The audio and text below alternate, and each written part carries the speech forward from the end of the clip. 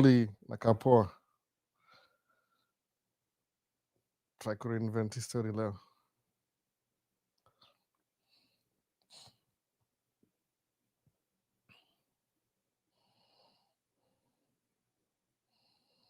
Are you ready to save big at Shields? Get all your shopping done during our holiday sale event happening November 23rd through December 1st. Kaje mbaya hivyo bana. Nini iko ni mbaya na history? Like Nike, Unreal, 7 Diamonds, Pool, Lego, Sika, and more. Shop at Shields or Shields.com during our holiday sale event and don't miss your chance. Imekuwa poa sasa hii kamera ama vipi? Hebu confirm.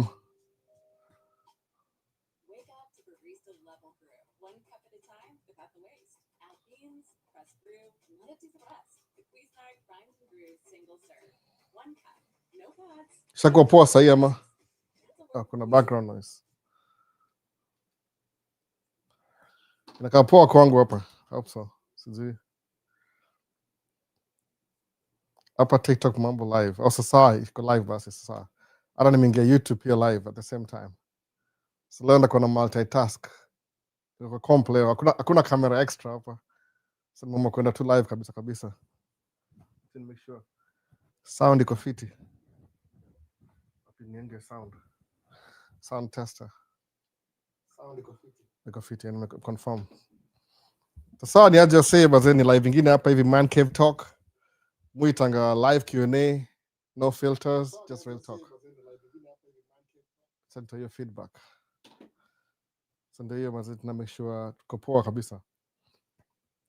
Kuna wase kadhaa hapa hivi na try kumanage vitu mbili at the same time. So kuna YouTube na kuna TikTok.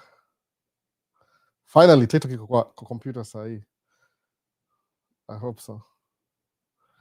Like kidogo ni try to make sure we adjust kila kitu imekuwa poa.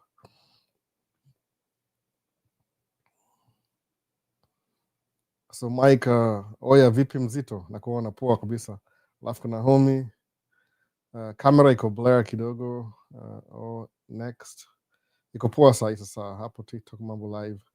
Okay, YouTube inasema nini hapa? Hebu tuone YouTube.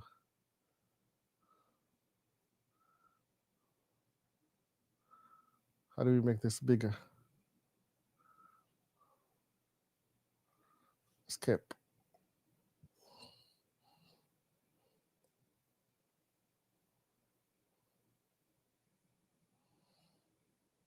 So iko poa basi. So hii ni Man Cave ingine. Leo ni the last day of November. Leo ni November 30th.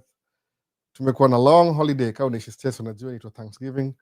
Ilianza Thursday, Friday, Saturday, Sunday. Alafu Monday tunarudi back to work. Basically Thanksgiving ndio ina kick off Christmas season huko US. Alafu tumekuwa na snow the last 2 days. Kuna snow mob sana kwa ground saa hii. So I don't feel like going outside basically. Nakaa tu kwa hao indoors full time. So leo niko a little bit complicated. Nime make sure niko na everything kwa computer hapa hivi. Everything iko live kwa computer leo. Hakuna kitu iko op. Hebu tuone nini nyingine. Kila kitu iko live. Kuna live kwa PC na nini. Kuna live everywhere. So hii ni TikTok, itakuwa YouTube. Kama itaingia na poa. Na confirm tu kila kitu iko poa. Okay, sawa. YouTube iko fiti. Alafu nini nyingine? TikTok. Yeah, everything iko poa sahi. Sawa. So kuna nani yako YouTube hapa hivi? Kuna sekadhaa TikTok green card application. Jo we ni mtrue. We ni Kipling. Mutu akushare tu life experience. Si ati ni big deal sana. Usishangae. Mbaka kidu hivi for the last 2 years. Ni vile tu sahi job ime slow down kidogo nimemuacha nianze ku post more kwa TikTok. Just ko busy sana na time. Job yetu su do 9 months inakuwa very busy alafu ina slow down towards December because ni construction season. So kidu construction season tracking inaanza approximately depending on the weather, but musema December, January, February ni kama mandatory off. So kuna 9 months ya job. Alafu kama sasa hivi tunaingia December, mimi typically I'm available to work, lakini wasa wengine wana shut down. Kama bro wangu pia do tracking ako na 1 more week alafu ana shut down for good. So ndio hiyo. So kuna watu wako TikTok, YouTube kuna Edward Kamau, nani huyu wasemaje, mzee wa kupiga job gani? Hizi comment nafaa kuzi-enlarge ni mzione poa. Hebu tuone kama naweza zi-enlarge.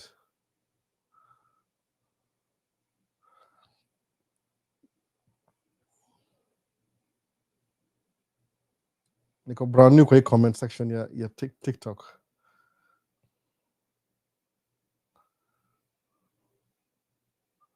Larger. Sijui nifanyaje ndio ikuwe large.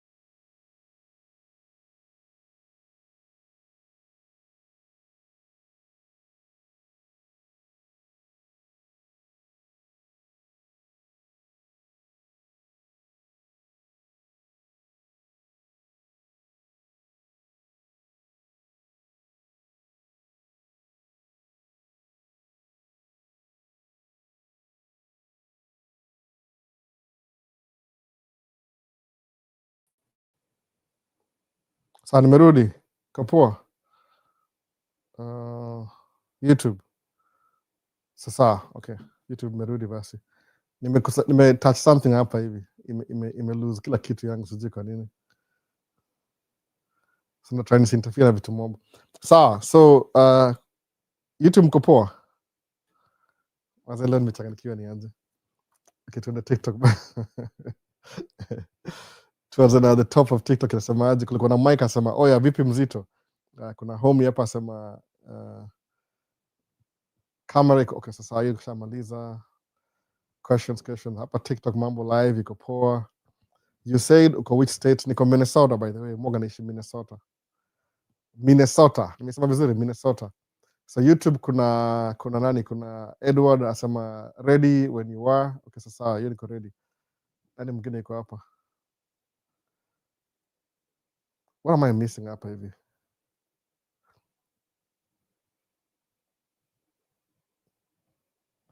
Zani confuse sana hizi vitu.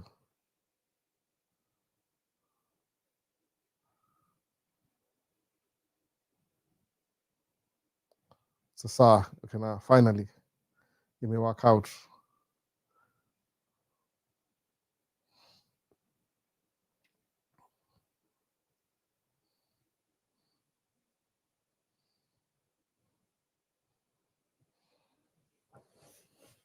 Sasa maswali ni mingi. Sasa tuende hivi. Tuanze na nini? Niko na TikTok. Tuende kama na catch up. Niko na technical difficulties hapa hivi. Q&A. So green card zimefunguliwa bado. Joe, we ni mtrue sana. Okay, kamera iko Blair alishamaliza hivyo. Liko nini? Authentic contact big up. Mzee, we hupiga job gani? Tech deno doc Tanui. Mufanyanga tracking ya construction, si ile over the road. I like your honest expressions with the tingle of US twang. Hiyo kitu nakamingi tu, by the way. Kama una make fun ya mtu amekaa States miaka kadhaa, utashangaa kwa sababu ukiishi hapa for a long time accent ina peak tu, unashangaa unapata tu unaongea kama kila mtu, umeona. Alafu kuna nani, kuna Vincent anasemaje? Vincent anasema iko loud and clear. Nataka kumake sure kitu iko sasa, hapo itakuwa poa.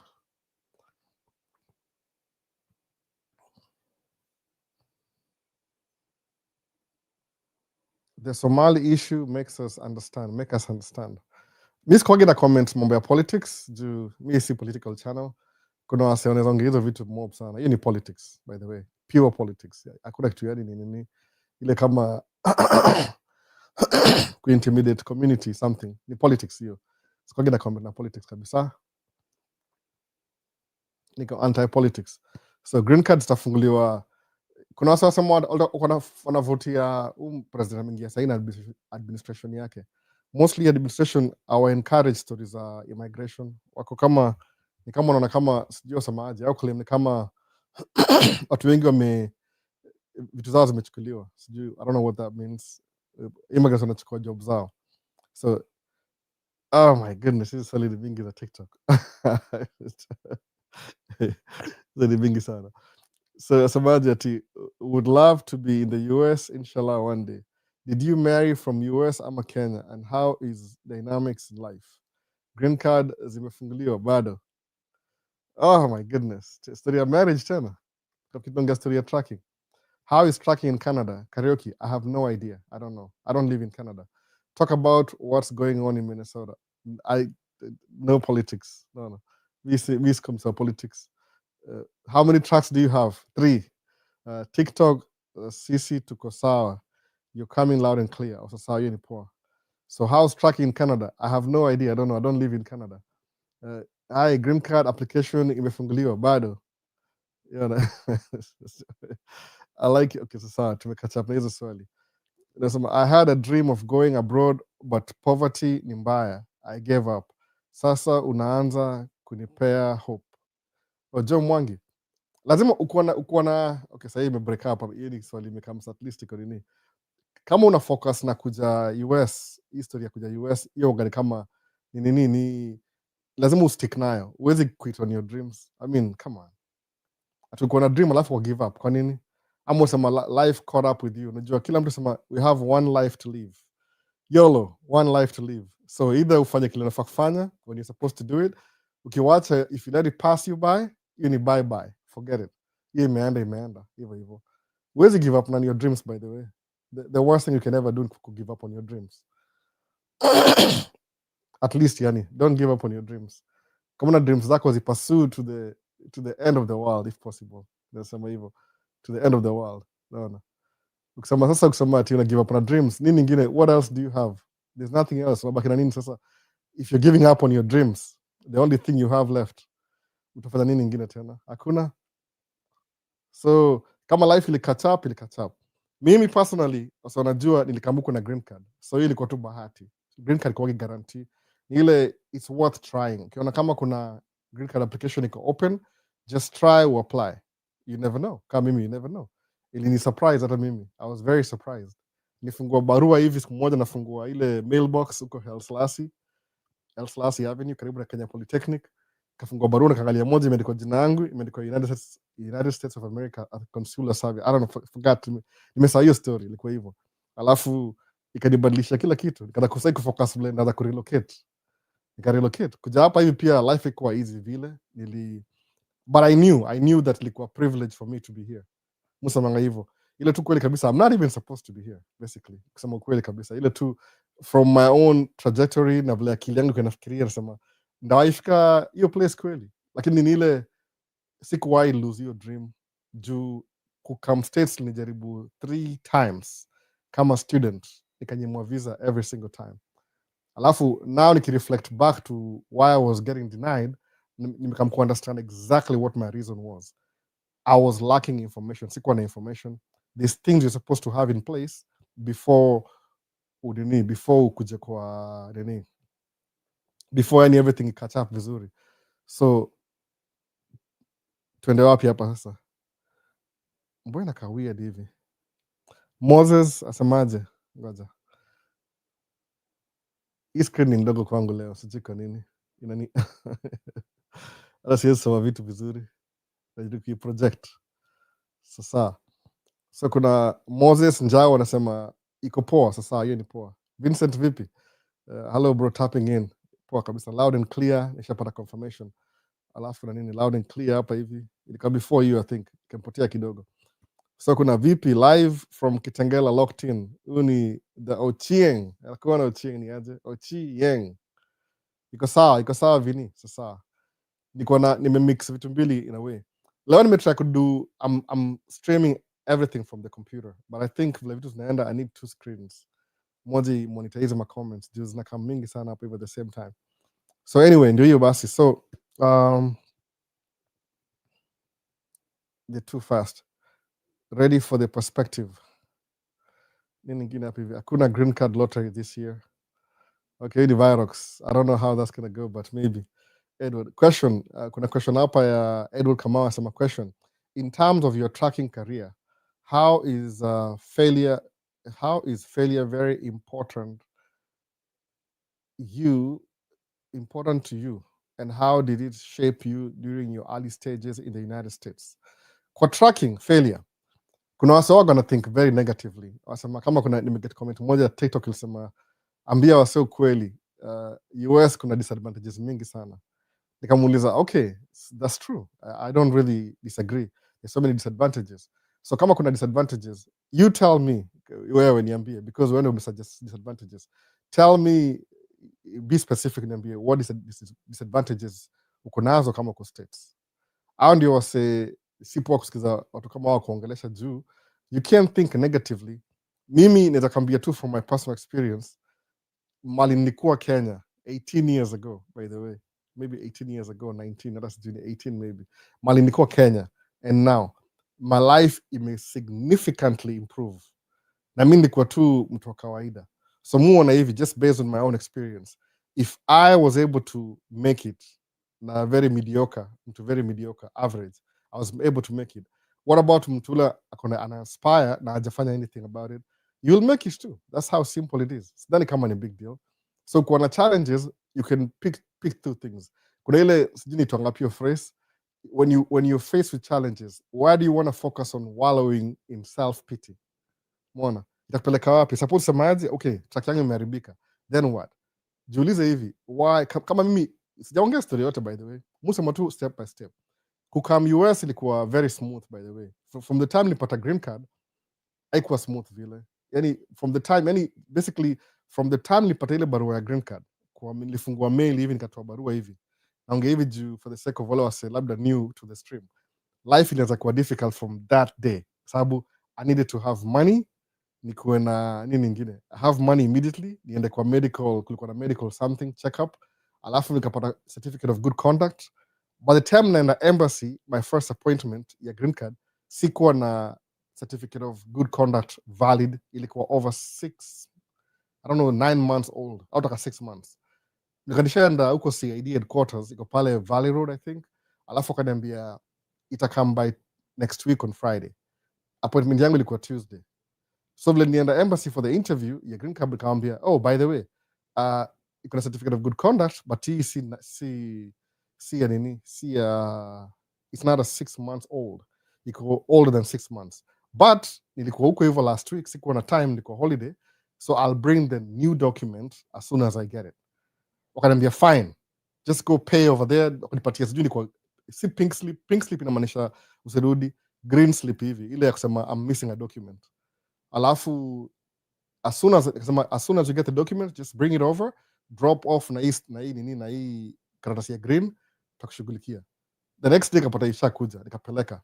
So musamanga hivi ile tu broad definition ya kila kitu. If you're trying to do something you've never done before, alafu una experience difficulties, number one, I borrow from people's books and everything. Number one hivi, if it's hard in the beginning, that means it's working. by the way. If it's hard in the beginning, what does that mean? It means it's working. Na quote nani Myron Golden, yosema, the thing has to work on you first before it start working for you. Nasikia hivyo. It has to work on you before it start working for you. Kwa nini? Ile on you ni learning curve. No, learning curve ndio hiyo. On you. It's working on you. So if you're doing something for the first time, alafu kuna difficulties, that means it's working. That's not the time to quit. Sababu ukipita ile stage ya learning curve, then things get better on the other side. Mesema ni yellow slip. I think ni yellow slip. Ile ukimiss document. Nimesahau. Kuna so many colors. I think ni kama traffic. I think I would do kama traffic lights. Kuna green, yellow, red, something like that. It's been a while, 18 years ago, by the way, 18, 19 years ago. So that's what it is. If you're doing something difficult in your life and the thing is working, that means it's not working out in the beginning, you're on track, you're right on track. Also, manga, trust the process. Just put trust process, utakuwa in trouble really quick, by the way. So that's why it is. So kama nimemiss anything hapa. Kuna swali. I'm looking for questions. Questions. Keep politics out, by the way. Usiongee politics mimi kabisa. Zero politics kabisa. Zero. I don't know anything about politics. No. Move vote though. Move vote. So read my messages, sir. Asemaje. Kuna messages mingi. I wish one of Lazy Lives na come if I could get it. So hello sir. Niko na ban ya UK ya 10 years. Nikitaka kuja States itasumbua ama itasumbua, by the way. Au watu moja au coordinate. I think ukikuwa any countries jua itangaji hiyo section. US, Canada, Europe, Australia itakusumbua kidogo. Background check. Kitu moja watu organize very keen na history ya records. I'll keep records. So what have you achieved? Very few things, by the way, Megan. Very few things. I've achieved very, very minimal things, compared to where I was. Not so big deal. People be encouraged. America is way better than Jamhuri if you have a hard worker. Read my messages. Yellow sleep. True. It's hard in the beginning, then works out. Juni, two aspects za hivyo. Sometimes the new things are usually front heavy. Kama tuseme mtu mwenye example ya mortgage. Ukichukua mortgage hapa ya US ni nyumba, mortgage ni 30 years. Mortgage yoga front heavy. Yani most of the interest na everything utailipa in the beginning. But the more you trust the process kwenda mbele, inakuwa easy on the other side. Ukianza new business, kwa sababu niambia ti albo, naweza buy truck leo alafu niende kidere alafu niende kudu job yangu. Musema no, absolutely not. You can't do that. Sababu in the beginning the business needs you more than you need the business. So ukiinvest in the business in the beginning, ita grow, alafu ni ile the back end of it itata catch up vizuri. Unaona sasa? Yakoga hivyo, yani step by step. Ukisema ati utaka business imeanza kubekdo, alafu you pull all the money out when kuimpress wase, ununue gold watch, Rolex, alafu ununue Range Rover. Hapo ni kama inakuwa liability. You're introducing liability where liability that does not exist. Ina die out pretty quick. Unaona hivyo? So Brahma asema uko YouTube pia na stream at the same time. So ni Q&A, by the way, Q&A. So Duncan, niko YouTube pia. VP tuned in from Bahrain. Duncan Macharia, VP bana Bahrain. Wapi mrasta Bahrain? So Vincent semaje, ujaweka landscape leo YouTube? Siko landscape? Ama? I think ziko both.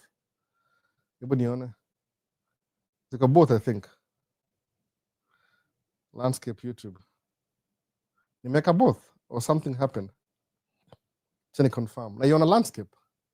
Choose mbili, kuna YouTube zina stream mara mbili. Kuna moja iko portrait alafu ingine iko landscape. Na iona landscape. Ziko at the same time ina stream, wali introduce new feature. Umepata Vincent? Kuna mbili, kuna portrait na landscape. So whichever works for you, unaangalia. Ni introduce feature last week. No. So bro, I'm a green card holder na my host hataki nifanye tracking. Sasa I don't do tracking then. Unaishi wapi? Depends mali unaishi. Unajua kuna place, yani kuna nikisema tracking sema okay, acha nasema hivi specifically. Mimi sifanyangi tracking the way you know tracking. Mufanya construction dump truck. Naelewa, si tracking. kuna different types of trucking. Kuna reefer, hiyo ni ile unavuta trailer, kuna fridge. Kuna dry van, ile van yenyewe iko dry, kuna kitu yote, kuna fridge. Kuna flatbed, kuna lowboy, kuna heavy.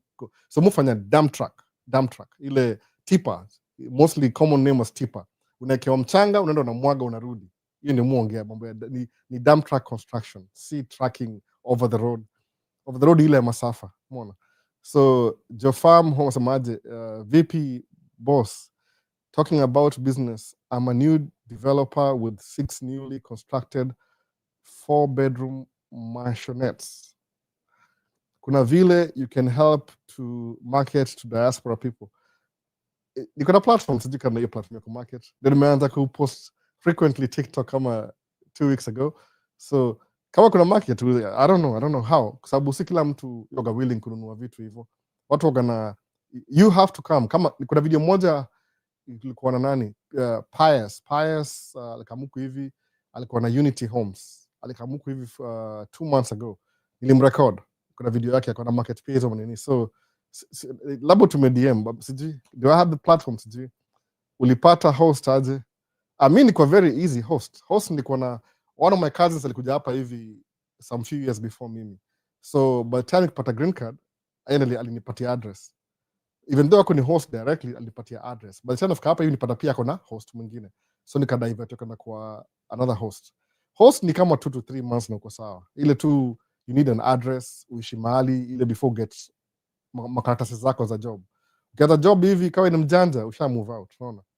So inakuanga hivyo host, lazima ujue mtu. As a beginner, mtu anaweza fanya kazi gani? Any job available. Hata kama ni kuosha mtaro, uende uoshe mtaro. Because you need some money. Kwa na host, aidha kulipia kila kitu. Unaona?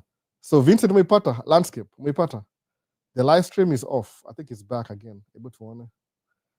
Kama ni kitambo kidogo. There was I think it is a while back. Yes, it's back sasa. Ilikuwa off kidogo. So kuna VP Elbow, tune in from Kitengela kama kawaida. Nice to see you. Ni mwingine hapa hivi kuna nani, kuna hakuna green, okay, lottery. Our deflector in chief is BSing. Sasa hiyo ni yeye amesema, si mimi. Our guy Mr. T confirmed my fear kusema Masters US itakuwa ngori. I don't know. You can't base your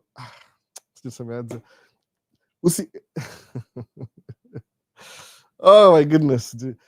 Acha fanya hivi, uko na objective. Kama uko na objective, kama niko na objective ya kudo tracking, no matter what. By the way, kama mjui backup ni nini, niliona check ya mtu akilipo check ya 7,000, amedo job 2 weeks, alipo 7,000.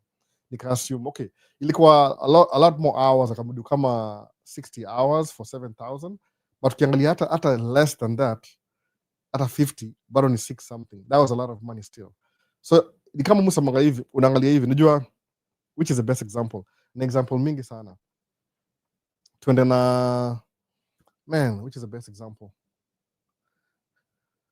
Kuna vitu mob sana kama war. Okay, kulikuwa na Pacific War ya tuseme United States na ilikuwa First World War, Second World War. I think ilikuwa Second World War. Kulikuwa na ile Pacific na Atlantic War ya normally kila kitu, both sides. So kupata kwa story ya nini, nimesahau hizo planes za Japan zilikuwa more superior than American planes. Nimesahau jina hizo planes za Japan siku ya Pacific War, ile Pearl Harbor, kwa unajua hiyo movie, hiyo story. So they had more superior planes than American. Alafu one day wakagundua every time wakienda hizo escorting mabombers wana blow hizo building zao kadhaa. So akasema okay, nini, one day wakapata kuna plane moja iko down but iko intact. Watu wa American wakaichukua, wakaenda wakaipiga marisat, wakajua hii ndio ability yake, strength. So wakachukua hiyo concept, hiyo strength, wakatumia kuimprove planes zao. So the next time kuja kwa after some few months hivi, they had the same plane but iko na superior abilities, powerful, inafanya nini na kila kitu.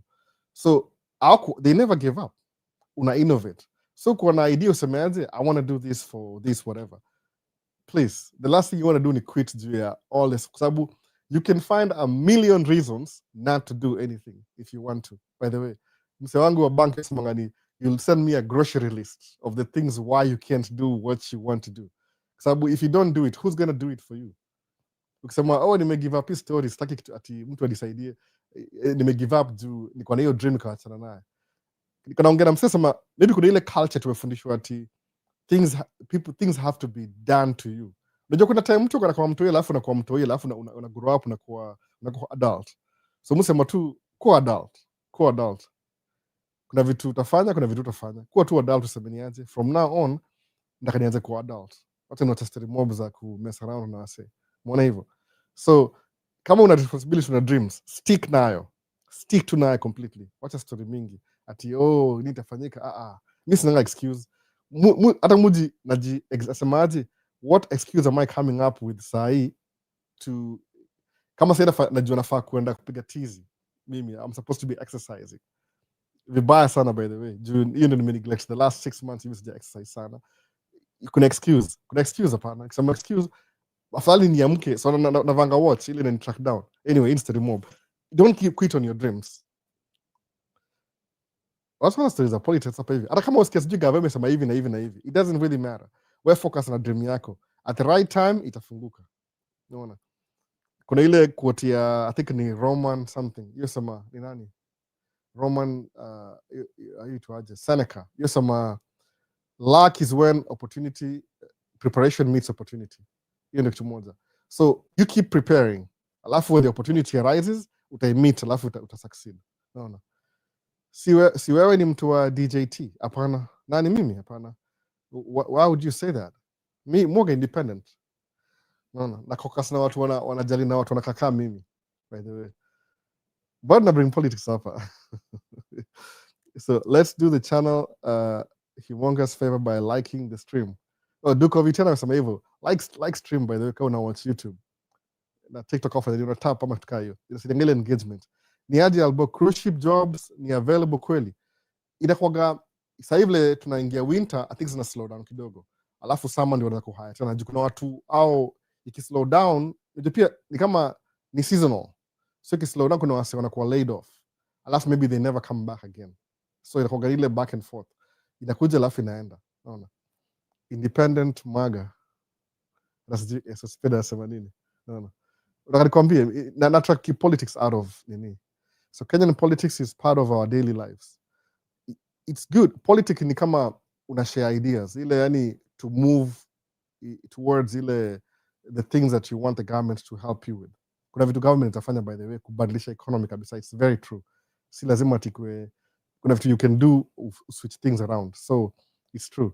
Lakini usibring politics kwa vitu za personal development. Juki combine mbili, you'll have another grocery list of things you don't want to do because the government is not helping you out. So try to avoid this excuse. No. It's easier to acquire American accent. Very easy, by the way. If you just ukianza kuongea tu on a daily basis. Kama mimi my first job nilikuwa cashier. Imagine that, cashier. So I'm talking to people on a daily basis. Yes, we 8 hours. Ilikuwa 8 hours in the beginning.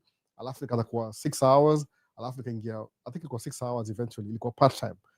Nikapata job moja ya ilikuwa nini? Job ya factory. So nikasema it's more money, nika reduce hours but ukiongea na wase on a daily basis hivi because the communication ni kama ile essentials. The more you speak, the more unataka kuborrow your accent. What else do you have? Utainsist na Kenya, how long are you going to hold on to? Hata utajua ita happen overnight. Imekupita. Kasi kuja Kenya nienda kwa Masai kwenda kununua zile ma bracelets akia nani. Wata increase price nikiongea kizungu. No. Kwanza niliambiwa shangi yangu iko frozen in time. Shangi yangu ni ya millennial. Last day catch up bado. So what was Kenyan thinking voting for Ruto? I don't know by the way. Ask them. No. Hapa nani? Glad SSB. Wachana na accent, tafuta dola.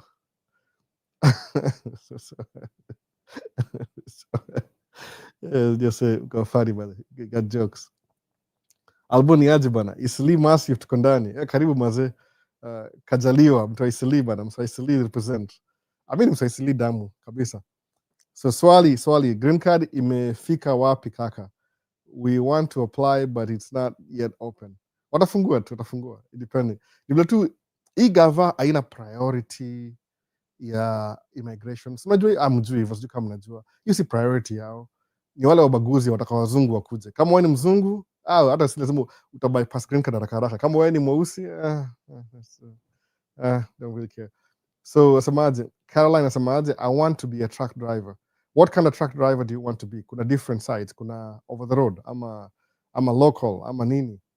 No. But it depends, kuna iko wide open, but the first thing ile unapata license, alafu you go from there. Swali ni mingi, hata siwezi hold up. Green card itafunguliwa lini? I don't know, I don't know. Fanya hivi, call 911, alafu seme Pennsylvania 1600, seme talk to the president. Hata mimi naingojea, by the way, nangojea sana. Najamua kana feel kama nursing pia ni chonjo. Yeah, nursing ni poa sana, by the way. Jobs iko so many available. Unajua kuna vitu zoga recession proof kama nursing. Hiyo ni healthcare. Healthcare haiwezi die. How? Kuna vitu unadu on a daily basis. Unaona? Haiwezi die kabisa. I mean PA ama PENN. Unafanya nini tracking in PA ama? Unafanya the Lord's work by kutuchanua. Na ungetu experiences. Nililanio kitu, by the way, sometimes vitu hizo ni influence mimi is when I find somebody who's doing the things that I want to do, alafu naangalia background yake. Just hizi kuna my YouTube channel, na realize alianzia humble beginnings, alafu akagrow over time, alafu ile alikuwa na doubts, and they kept going, trust the process. Eventually on the other side, it took between 3 to 5 years to kumaliza project. So ukisema 1 or 2 years is not working out, that's not the time to quit. Ongeza, stretch out kidogo juu, trust the process. Hiyo ndio nasema the easiest way. Ile conventional wisdom, trust the process. Ukianza kitu, hasa kama business kusucceed, between 3 to 5 years. So if you're on your second year in business and things are not flowing well, usiquit. Naona leo mbona camera haiko clear gani kabisa? I think ndio natumia ni internet. Ni internet, by the way. Gani hiyo ya TikTok? Mtu mia simu kawaida. Na niko poa hapa hivi, sijui. Ami na shake sana. Inakaa fiti kwangu hapa. Na monitoring. Hata hii. Inakaa poa kabisa. I don't see anything missing. Camera gani iko clear? So why has whatever stopped immigration to the US, the third world? Kulikuwa na incident, Marines wawili walikuwa shot na mtu alikuwa hapa na protective status. So unajua kuna yani there's no way as avoid kuingia in the politics. There's something going on in politics. So of course they're trying to find something it distract us safe from the main thing. No. Kuna story ndani hapo politics. So niaje, lazima nikutafute, nisalimie mwenzangu wa Isili. You encourage me, sasa utanishow huko. Kabisa, utabring Isili hapa hivi. Isili ndogo hapa hivi. Hafungui GC anytime soon. I don't know. If you know, tuambie alafu tunini. I'm in England. How easy is it to relocate? Na naweza kuja na visa gani? Well, kuna visa, okay, visa yoga hivi, kuna video nime-explain visa zote, by the way. The most common visa wase kuja US ni kutembea, visiting. Itonga B1 and B2. B1 ile business or recreational. No. Business and pleasure. B1, B2. Hiyo ni visiting visa, for example. Lakini visiting visa, it doesn't really, when an immigrant bado. So, watu kuja na visiting visa wengine, alafu kuna ile F1. F1 ni, kuna B, kuna EF, F1. So F1 ni student, kama student. Unapewa 5 years. You're not allowed to work because you're doing your studies. You can work temporary jobs within your school. Lakini visiting visa musema hivi, if you intend to relocate, ni poa ukuje uvisit, uangalie, alafu urudi, alafu ndio uamue. Juu ukikuja ukishaamua labda utafuta shule ama kitu kama hiyo, yani you need to have a reason to be here. Sababu kuna immigrant na non-immigrant. Sawa. Kusema ati nakuja kudo tracking. Uwezi do tracking kama una visit. Doesn't make any sense. Sababu msana visit, condition one of the visiting visas ni ile, you're not supposed to work. Kwa nini? Juu kudo job hapa States, by the way, ukifanya kazi hapa hivi States, lazima ukuwe na social security number. hiyo ni ile you have to pay your taxes, ile ndiko attached na taxes zako. So if you're going to be allowed to work legally in the US, lazima kuwe na social security number. So ni unaangalia, okay, which is the best visa. Kuna kama ile I think ni H ile ya professionals, ile ni nimesahau H something, HB1 ama ni inaitwangaje, Einstein EB3 or something, Einstein visa. If you're exceptional, kama wewe you're a good soccer player for example. Siku hizi kuna teams za soccer hapa states mingi sana, by the way. Kuna ile Jessica nimevaa juzi Minnesota, kuna team pia United. So kama wewe ni exceptional soccer player, utapewa work permit. Work permit inakam na conditional social security. So kuna difference ya immigrant na non-immigrant. HB1, H1B ndio hiyo. So uzakam na H1B kudu job. Kama ni job utapewa temporary social security because you're going to be paid receiving money. Alafu utatoa taxes. Ukikam kama visiting visa, wewe ni mgeni. Yeah, you have nothing to do na hii kabisa. Kama tracking kama nakuja kudu tracking, occasionally kuna kampuni hizo semaje, we have a demand for more truck drivers, alafu wana bring wase. Lakini mostly kabisa kwange ni kitu ya truck driving, kitu yani universal hapana. It depends occasionally. Watasema we need 30 people. Umeona? So lazima ujue kama mimi ni kama na green card. Hakuna siri, ni kama na green card. From day one nikiland, after 1 month niko na social security, niko na nini nyingine. Ile green card ni kama temporary status ya permanent residence. Alafu because I have 2 forms of ID, au sema hivyo. Ile green card na nini na hiyo nyingine na social security number, get after driver's license. So now I have 3 forms of ID. But I will require minimum 2 forms of ID. So kuwa na hizo 1, 2, now you can work. Wezi come to visit alafu do job. I think any country kwa hivyo, it's pretty straightforward. Kama wewe ni Mtanzania wezi come Kenya ufanye kazi, because how are you going to get paid? How are you going to pay taxes? Mbona hivyo? Nimemiss questions kadhaa hapa hivi, but turudi nyuma tena kidogo. Sema that's just an excuse. Hapendi watu weusi. Man, suspect urongeje tu police bado. Anyone who knows the current booking date ya B1 visa? Anybody knows? Amwambie. Kuna Kenya atakujua. I hope to see you one day, man. I mean what? Lead something PA. You're such an inspiration. Oh, I would love to, by the way. I'd love to. If there's could travel, Moga niko stuck hapa hivi Minnesota. I have kids to raise. I'm literally 15 minutes away from you. Nico man. Ace of Spade. I can't read the Ace of Spade. 15 minutes away. No. Hello, brother. Uko poa. Niko poa kabisa. Niko poa. So YouTube. That's our YouTube. Edward samaje tena. Oh, I get it now. How do you feel like 18 years ago? Like you could not imagine right now as we speak, you are self-employed, fully paid off truck. It's like a dream come true. You need to consistency. That's just small, by the way. When you set a goal, it's a spade, dude. That's awesome. Somebody, hello, brother. Somebody, oh, from PA, it's a spade, PA. So somebody, kama kwa time you bring up your story, a truck.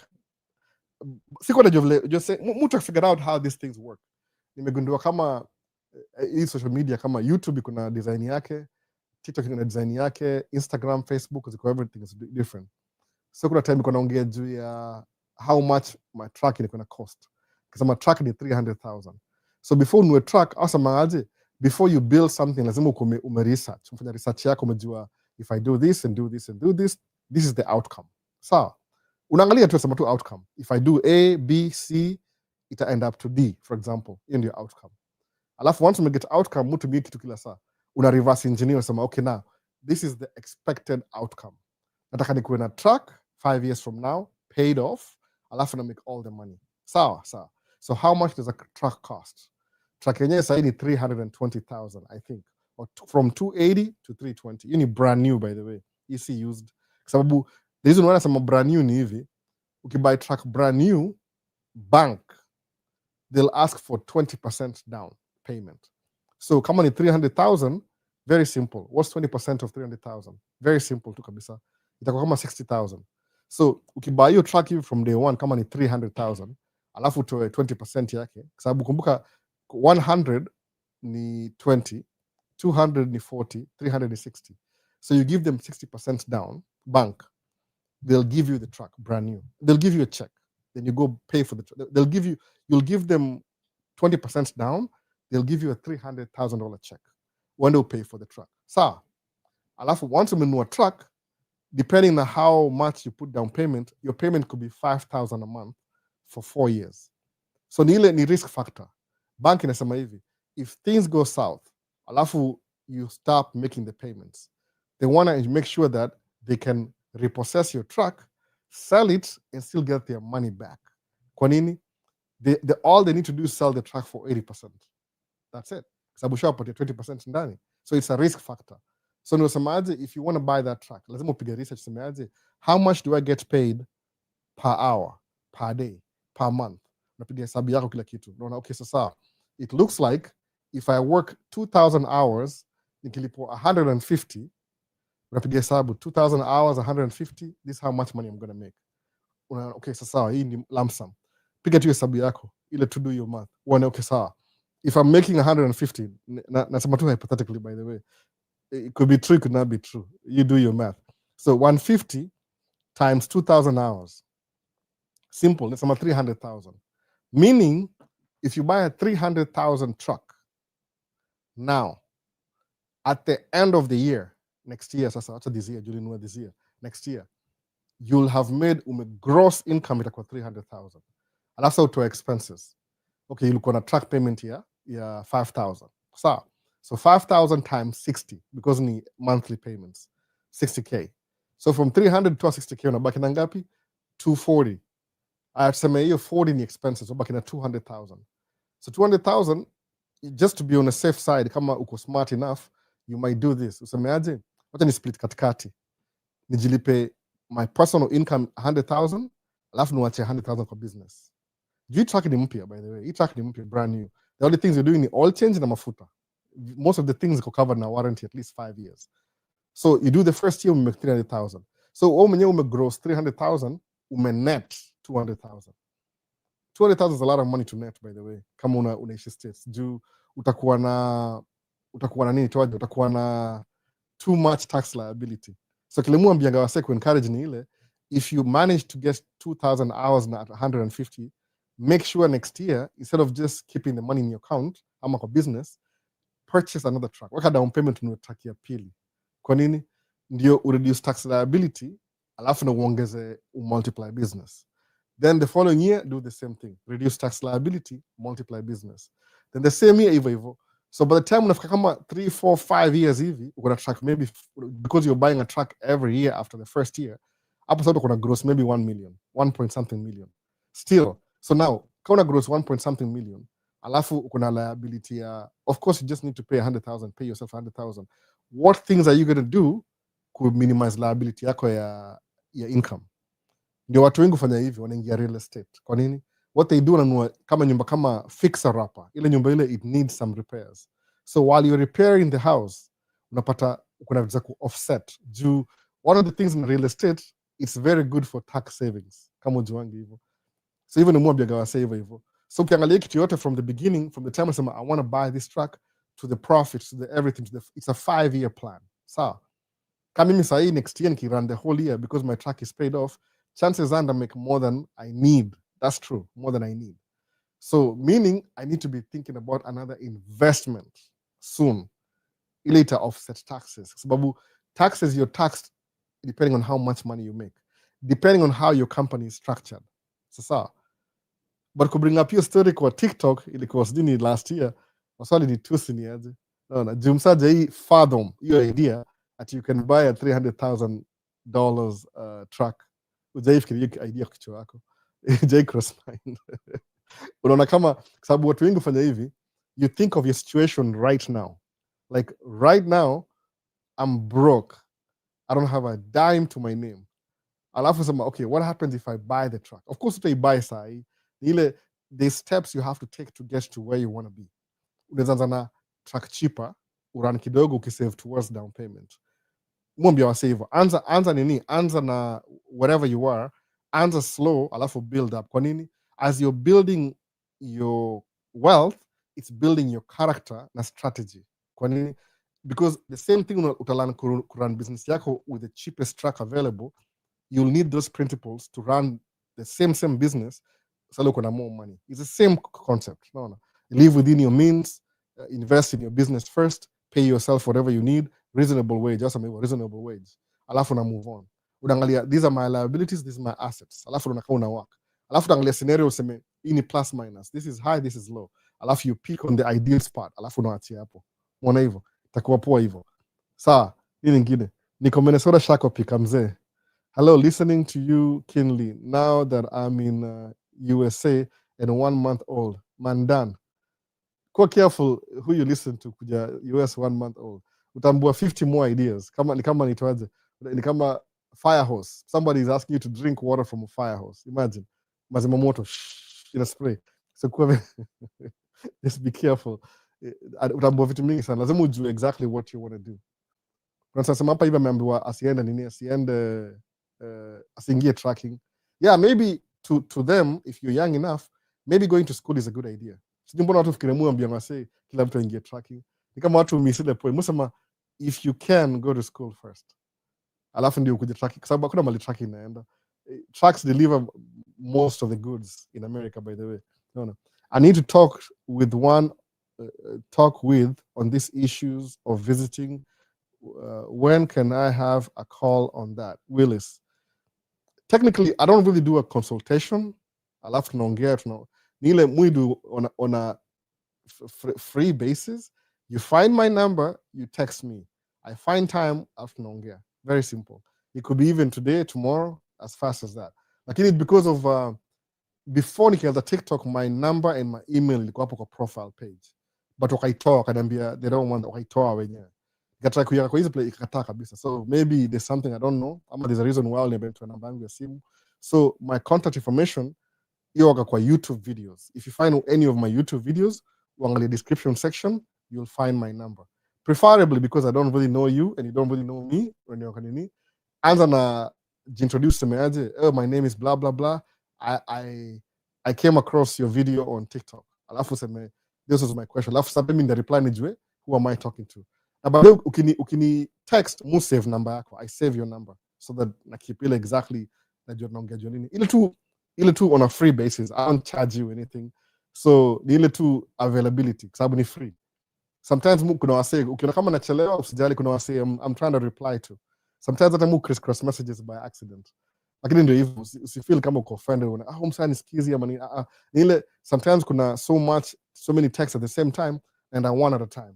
Alafu ikiza chat na wewe labda take too long.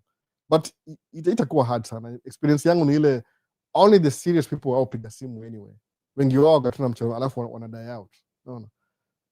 Utanipata tu, by the way, utanipata. Ndako more free kwa simu than kwa internet. Jua hapa hivi I'm using other people's platforms. So lazima nikuwe very careful vitu naongea. Ndio niko very conservative. Sitaki kuongea vitu ziko out of line. No. It is somebody else's platform. So kuna community guidelines. So Edward asemaje? I get it now, 18 years. Okay, Ishamaliza Edward. If I get a bigger screen, hii screen ndogo sana. Nda modify, nda try to switch everything kwa big screen. Get in a vitu vizuri. I was watching MS Maisha States, hoping to find my way to the States while in Kenya. And now I'm in Qatar and living by the 30-30-30-10 rule in money management. Thanks, Albo. That's really good by this. Kiumse. Jumusema hivi. Ile mimi kanaongea from the beginning a channel. 2023. See, established. Nimepatisha hapa hivi. Established 2023. Hata mwezi ona. Kuna t-shirt hapa hivi ndiko established 2023. Iko samanga hivi. Bora zijitoa Kenya when the place kama Middle East. Because Middle East, you're not going there to visit. Or need laborers. They need people to work. So chukua visa, enda for work visa. Alafu while uko unadu job, observe, understand life. Yeah, observe hiyo nini. Angalia vile vitu, okay, au fanya vitu hivi. So many people have Lamborghinis. What do they do? Your microphone na misbehave. What do they do to buy Lamborghinis? Oh, they have a lot of money. So, how do they get the money? They sell fuel, oil. So if they're selling fuel, what do you need to do? You need to go buy land ile kuna oil. Utakubai Lamborghini. No. I'm a tough alternative. Find other things that will get you there eventually. I don't think material typically inakuwa wealthy. Kila mtu ana standards zake. Everybody has their own comfort zone. Muko tu msasa manga, everybody has their own rich life. Your rich life is different from my rich life. Yangu inaweza kuwa this much, yake inaweza kuwa this much. So it just depends. No. So kama ukienda outside Kenya kidogo tu hivi, inafunguanga akili kidogo in a different way. Unalan kuwa more responsible. You do things on a different level than Sai. So able to wonder, hi bro, which tracking do you do? How is it compared to other tracking? Simon Karui. Ni dump track. If you just go find my videos kwa YouTube ama TikTok utaona. Ni ile kama tipa, itakuwa tipa. Iko na mguu 10 au sawa mguu 10. 3 axles, alafu kuna 3 more axles ile once you're loaded unazidrop ndio kubalance weight. That's it. Haina vitu mob sana. Nini TikTok inakimbia na nashinda kukata up. Nasemaje? Sema USCIS. Okay, nasemaje? Wamefungua family green card kweli. I don't know. Mimi siko gonna keep up. Unaongea vizuri Kate Bobo. Okay, what's the most of the percentage? Okay, what's the most of the percentage you should pay yourself in a business? Mostly small businesses. It depends, by the way. If you're making 300,000, which it's very possible, by the way, very possible. I'm not kidding. US dollars. I don't know shillings. Ni Kenya shillings. Why would I even think about Kenya shillings? Who pays? Hey, by the way, my name is Albert. I'm in Kenya. I'm from Kenya. My name is Kenya flag up baby. Just pay me in shillings. Who cares, man? I don't really think about Kenya shillings. If you pay 300,000, I was amazing. Unangalia, if I pay myself this much, kuna tax brackets. Sawa. Nimesahau hizo tax brackets that this year. I'll update every year. I think kuna maybe 12% of your income if you make from this and this. Alafu kuna, I think it's 12, 14, 22, 24, 30, 32, no, I'm at 32, 34, 37. Able to want 12, 20, 22, 24, 32, 34, 37. I think so. Percentage, unit percentage, by the way. So the more money you make, kuna tax brackets. Unangalia. So when you have a business, kama ni LLC, for example, LLC, which is the most common, like maybe 90% you're tracking business ni LLC. 90%, by the way. So unafaa kuwa na LLC, but filing your tax, internet unalemewa leo. Sijui nani anatumia internet. Somebody is messing, maybe watu yako juu ya game. I don't know, speed. Iko mbaya sana leo, sijui kwa nini. Nikai ina stall. Somebody is messing with the internet. Inakuwa hivi so ni ile unapata if you unaangalia which tax bracket do you fall into. Alafu sema okay sawa, I'm comfortable. Ni ile to your livelihood.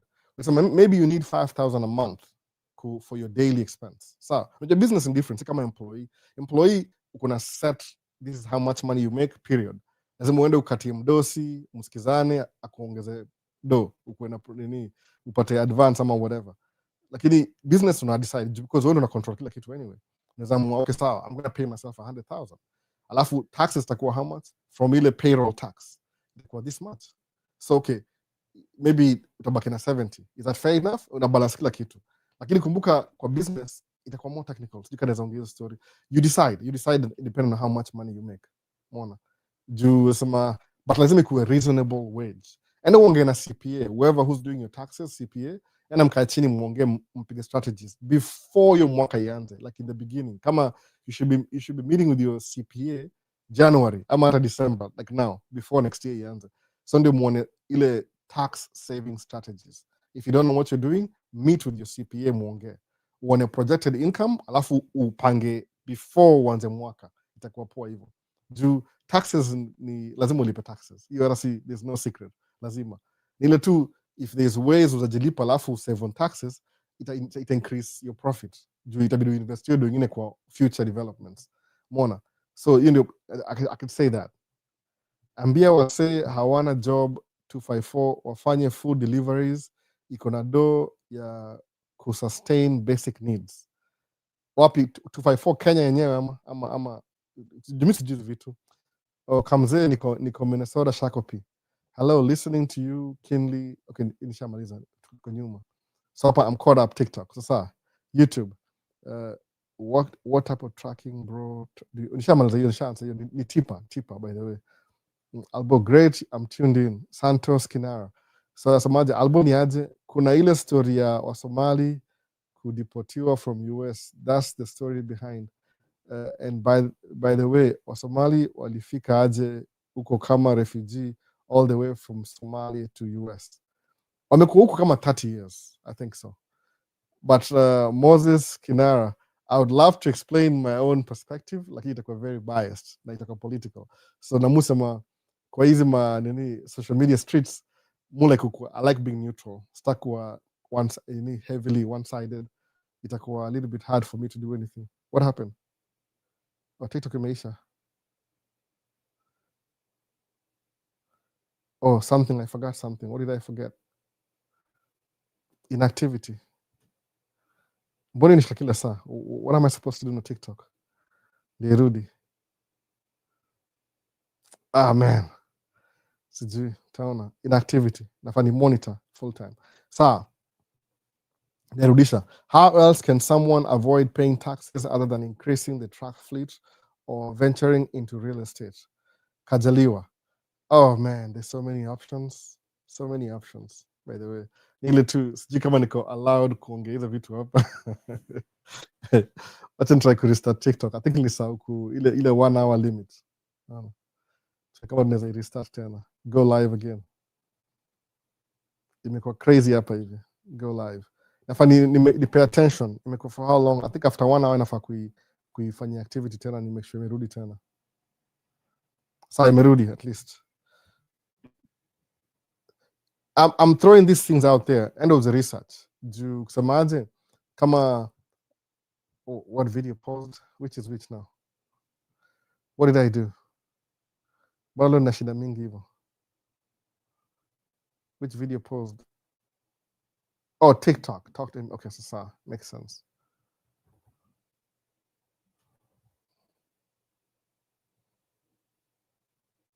Maybe TikTok ama? Ebo.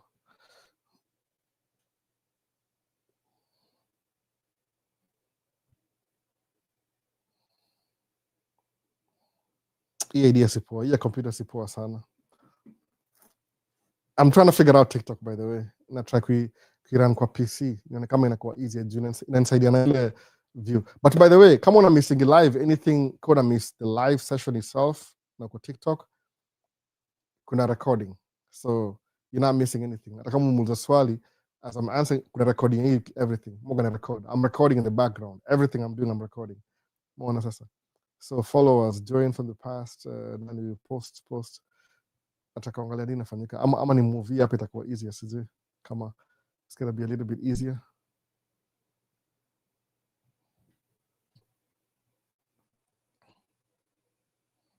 Sawa. Swali nani nilikuwa mwisho? YouTube. I need a bigger screen.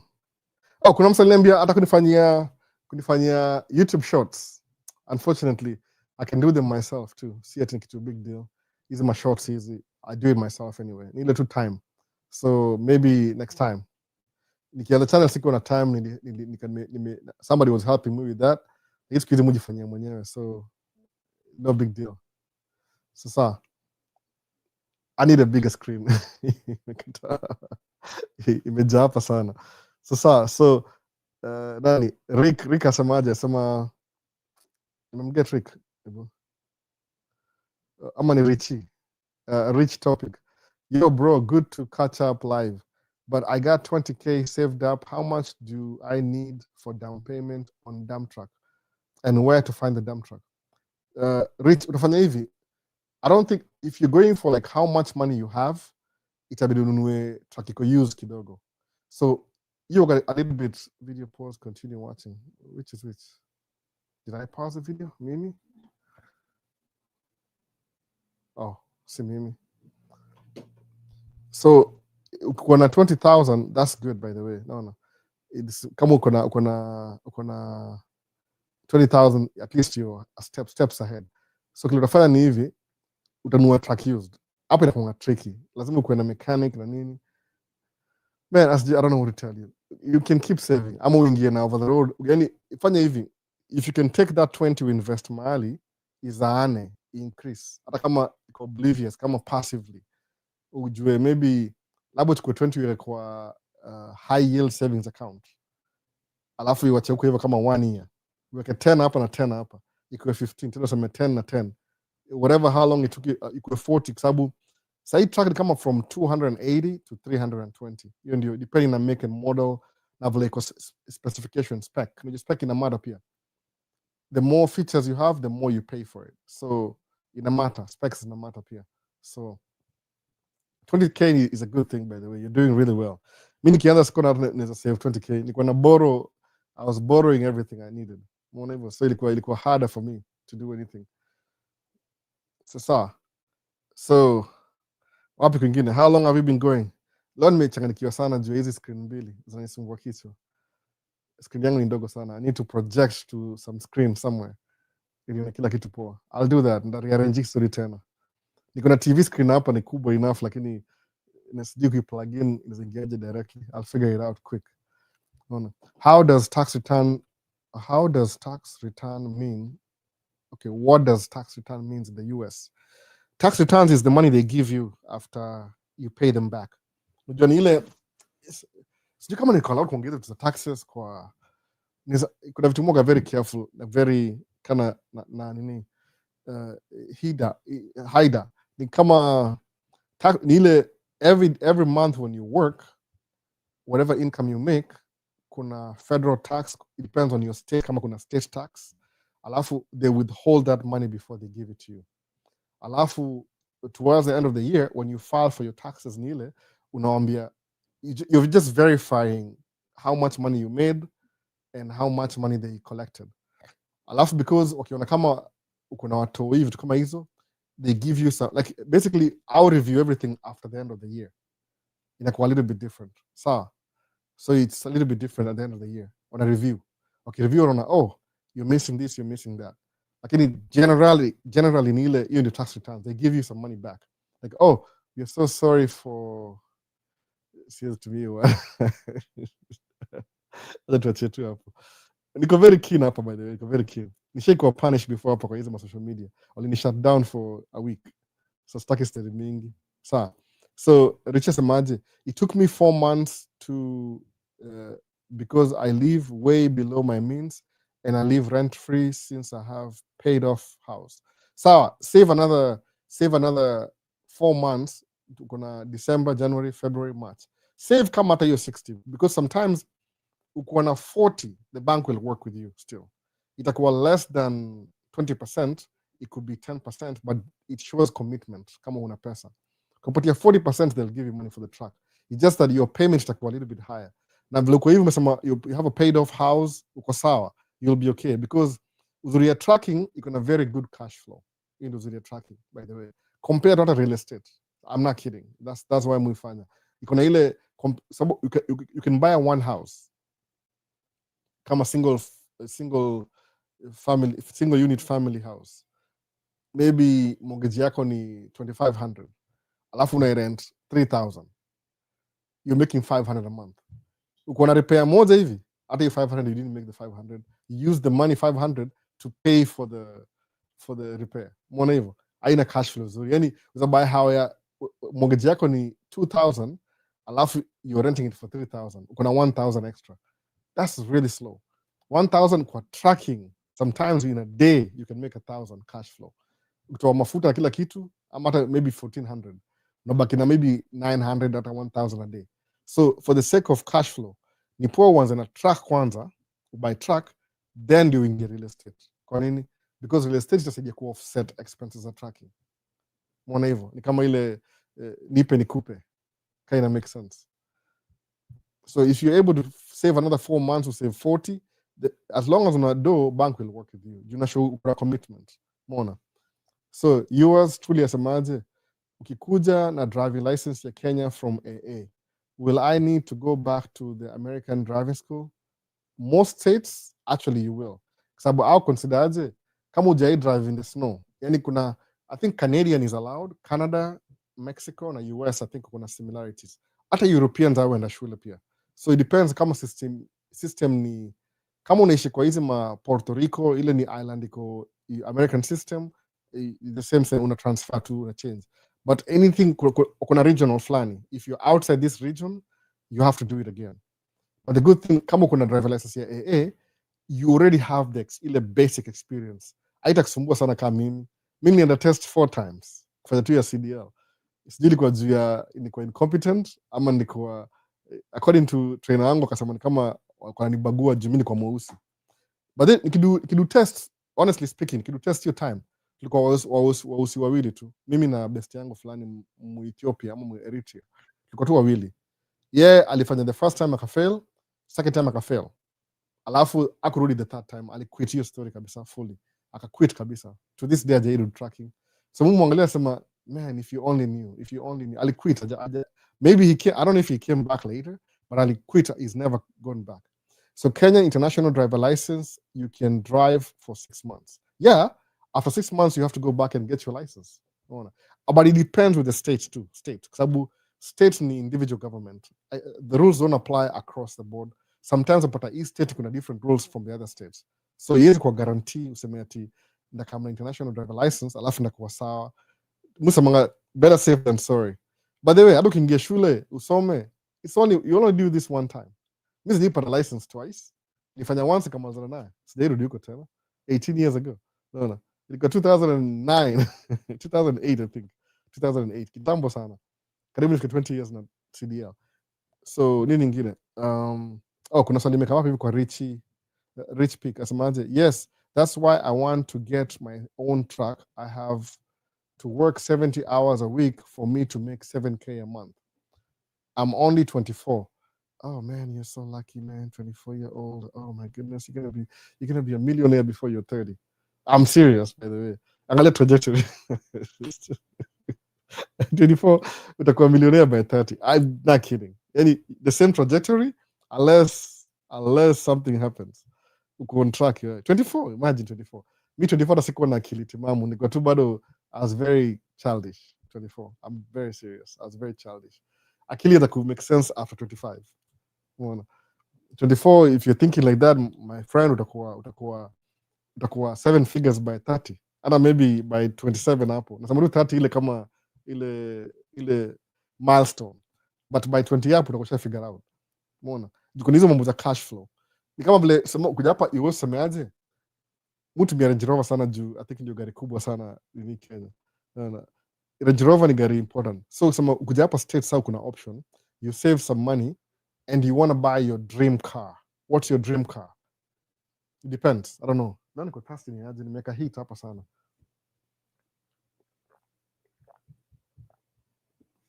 Suppose your dream car ni Porsche. Ama ni Porsche labda ni extreme. Porsche ni kaa kununua Porsche mpya, depend on which brand, ni kama kununua dump truck. The difference ni ile Porsche takes money away from you, dump truck inakumekia do. So rich topic. Kama kwa 24 ni ile unaangalia hivi, if you want to buy your dream car ni liability, si asset. It's best if you invest in assets. Once you make these assets, then the money from the asset, wacha inunue your dream car kama payment. Hapo ina make sense juu you have nothing to lose. Create a money maker passively hapa from the passive income ya kulipia gari. Muone hivyo. Ina make sense na balance. You're living within your means. But ukienda higher useme I want to buy my Range Rover ideal car, utabaki umesafa juu utaipata ile, it's going to be robbing you of the money you should be investing in a cash producing asset. So musema ni poa kwanza na track kwanza uko na cash flow, then buy your real estate. Kwa nini? Because hii track juu increase income itafund your real estate venture. Umeona? Easily. So ile which is which? Do you want to put the cart before the horse or the horse before the cart? Unaamua which is the best way to do it. So ndio hiyo sasa. So where hizo mahesabu zinaweza fanya mtu ashikwe na wazimu. Amerika kuna pesa, bora usiwe mzembe. Ina work out, yani ukiangalia trajectory ina work out. Mi sasa kuna jua, I was fairly good in maths, by the way, fairly good. Sisi kama nilikuwa terrible, I was fairly good in maths, fairly average. Lakini hizi hesabu ni ile because ni kitu serious. Hii si ni you're in class, you're just making up some numbers. Unaangalia strategy. Where am I going to be?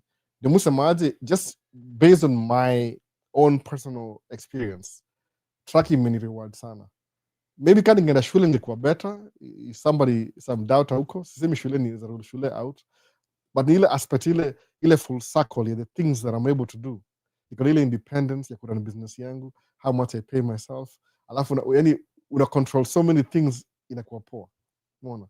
What was the difficulty with the CDL exams that one should concentrate to learn? Learn could drive your truck, period. Sababu mimi I knew how to drive the truck, it's just I didn't know how to pass the test. Haikuwa driving, most of the time if you fail the first time, siku fail because of driving, ni fail because of ilikuwa pre-trip. Second time ilikuwa pre-trip. Third time ilikuwa one of the exercises alinipeleka place unfamiliar. Sababu unajua the first time nilifanya kwa truck driving school. I mean, itongaje, hii place kama motor vehicle department uko na fake streets in a closed environment. No. The third time nikienda kwa a real street neighborhood. So kuingia kaniambia do not touch the curb, nikiback up. Nikaigusa kabisa, ili take too long ku adjust na nisiguse. Akasema yani ninifailisha tu. Ilikuwa tu technicalities. Yet I didn't know how to drive. Sababu as soon as ni get license niliingia job the following week immediately. Nikaanza ku drive kwenda Illinois, Chicago immediately. Kachapa 2 months straight na job. I wasn't making a lot of money, but nilikuwa najua kuna potential moving forward because nilikuwa nishaona check already. I knew the outcome before I started the journey. Mwana ndio difference. Nikabla sasa na kwenda states juu nimeona kuna possibility. Sawa. So you know the outcome already. Usikuja hapa alafu ukuwe derailed. No. Nimeona nini kuwe derailed, hapana. Focus na ile nia yako ile kuleta hapa from the beginning. Juu kuwa derailed, that's how you lose everything. Mona. So I mean the test, knowledge test. Knowledge test ni, I mean utaipita tu. I think ni computer based quiz. Unasoma a bunch of questions and answers prior to you prepare yourself. I think mostly kuna mpaka YouTube channels ile tu questions about the track. Basically once umeanza kusababu, if somebody asks you like ukipaka kwa hill, where should you turn your wheels, you should know stuff like that already. Sasa ni rocket science. Ni kitu once you're in the zone utaelewa. Swali to deal with tracking. Alafu bila mimi ndio younger wife akidu tracking school tulifanya hivi. Tuliangalia hivi, alichukua itongaje hizo makaa, alichukua kama nimesahau jina. Kama makadi hivi itongaje check cards ama makadi hivi katika all the questions na answers. So tukaenda na yeye kwa track. Nikamwambia, okay, show me the compressor, ananionyesha. Tuli practice 3-4 times before in the test. Yale in the test one time akapita, hakuenda twice. No. So kitu yani ni very itakuwa hard kwako in the beginning, but they'll never fault you for retaking the test. Ukifail the first time utapita the second time because the same questions is the same questions. No. Now utakuwa more, this is what failed me. Kama wewe ni msee unajua solve problems. But kama wewe ni msee give up after one thing, itakuwa hard kuendelea. So to back, knowledge test, ingekuwa Kenya ungefaulu. Ningia na noti hapo, nipitie noti hapo haraka. But ni risky pia kupitia. Mimi nilisema hivi, I have to go to school, ni learn everything. What my trainer jina yake alikuwa, I think kwa Gary. Sijaisahau jina yake mpaka leo, by the way. Alikuwa military, alikuwa na degree ya masters, lakini akaamua kuingia tracking pia. Aliniambia hivyo mwenyewe, by the way. He was in the military way before. Alafu alikuwa deploy, akatoka nje akaanza kudrive, akaenda shule akamaliza. Yani he never really worked an office job. Alikuwa military, akama kaingia ile GI au po ile GI bill, akamaliza degree, alafu akaingia tracking. Juu kamezoea kukua job ya office ingemfit. Alafu sasa kama retire tracking, sasa ana train wase tracking. That's what he was doing. Aliniambia tu, he taught me all the everything. Unafanya hivi, kila kitu unajua tu yani. he was very kind to me by the way. Na aliniambia why, because daughter wake amemarika na mtu mweusi. That's what kia aliniangalia kama alinichukua kama mtoto wake, unaona, like you're like my son in law katika hiyo, unaona. So akwa Mkenya though, akwa Mkenya, lakini ile tu sema tu akiongea na mimi kama inamkumbusha. So hivyo sana wake ndio alikuwa mtu mweusi, so alikuwa very personal na mimi. So hi crew, Nico St. Cloud, my CDL is ready to you, ready to you. Advise me to do both license training winter time. It doesn't matter if you can do it in winter, do it in winter. Bora tu kuwe naye summer ikianza, umeona. Ukikuwa naye unaongea vitu different, it gets you closer to the ideal situation, umeona. I kind of went through the same way, and once I did not pass the test, once I was done. Ina happen hivyo. I mean, ukiangalia ile ni ile outcome. What's the outcome? Nikipata student visa naweza fanya tracking nasemaje, weekendi kan na sisomi. Ukiwa na student visa hauna status ya kudu job kabisa, like you have very many disadvantages. Hauna kabisa, unaona. Kama uko na student visa ni kama you're stuck basically. Yani musema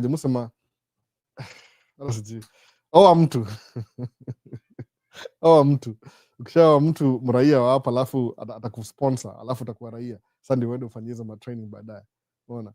But you're halfway in basically, unaona. Tafuta msichana mrembo, kama wewe ni kijana, tafuta msichana mrembo, kama hajazeeka, muoane, mwanze kuishi pamoja, mko na watoto, muendelee hivyo. Ukiwa mtu Marekani hapa hivi, anaweza kusponsor ubadilishe status from students to permanent residents. Hiyo ndio watu fanya hivyo. Yani it's allowed. Iko allowed hapa hivi by the way. That's what unaona very strict na wasa wanaingia hapa ndani. They're trying to control that. Unaona? Juu kama student hauna kesi yoyote. So mtu, unaona. Hiyo tu naweza kwambia hivyo. Nini nyingine? Swali zimeisha. Oh, thank God. Oh my goodness. Tumeenda haraka leo ama nianze. Na struggle sana na streaming. How long does it take for you to do CDL after you land in the US? Okay, CDL ni commercial driver's license. So they take it a little bit more serious than ile regular license. So in some states, you must have been driving with the regular license for 6 months to 1 year. Lakini musema hivi, your first year in America, probably utakuwa ile culture shock, you're trying to understand the accent, you thought you knew English, kufika hapo na realize hujui English yoyote. Juu hapa hivi ongea slightly different. So your first year utakuwa settle down. Ukishaka hapa first year, chukua license, tafuta hao, just take anything that's available. Alafu the second year, and the CDL. Ama before the end of between the first year and the second, ingia hapo CDL uanze kusoma. Kama umekam na green card, see today, see anything else, green card. Umeona? Juu kama umekam na HB1 visa, or ni employee, chances are you have a really good degree. When a specialist, you're so valuable to them, they moved you up here and you got a job. Now, so which means you're getting paid well. You have a reason to be around here. Conventional ile maybe kuja kusoma, alafu kuvuka from kusoma kuja kuishi hapa permanent residence, lazima uwe mtu Marekani, alafu ndio kusponsor. Somebody has to sponsor you, alafu ndio ule naturalized. Which hii serikali ina challenge story pia.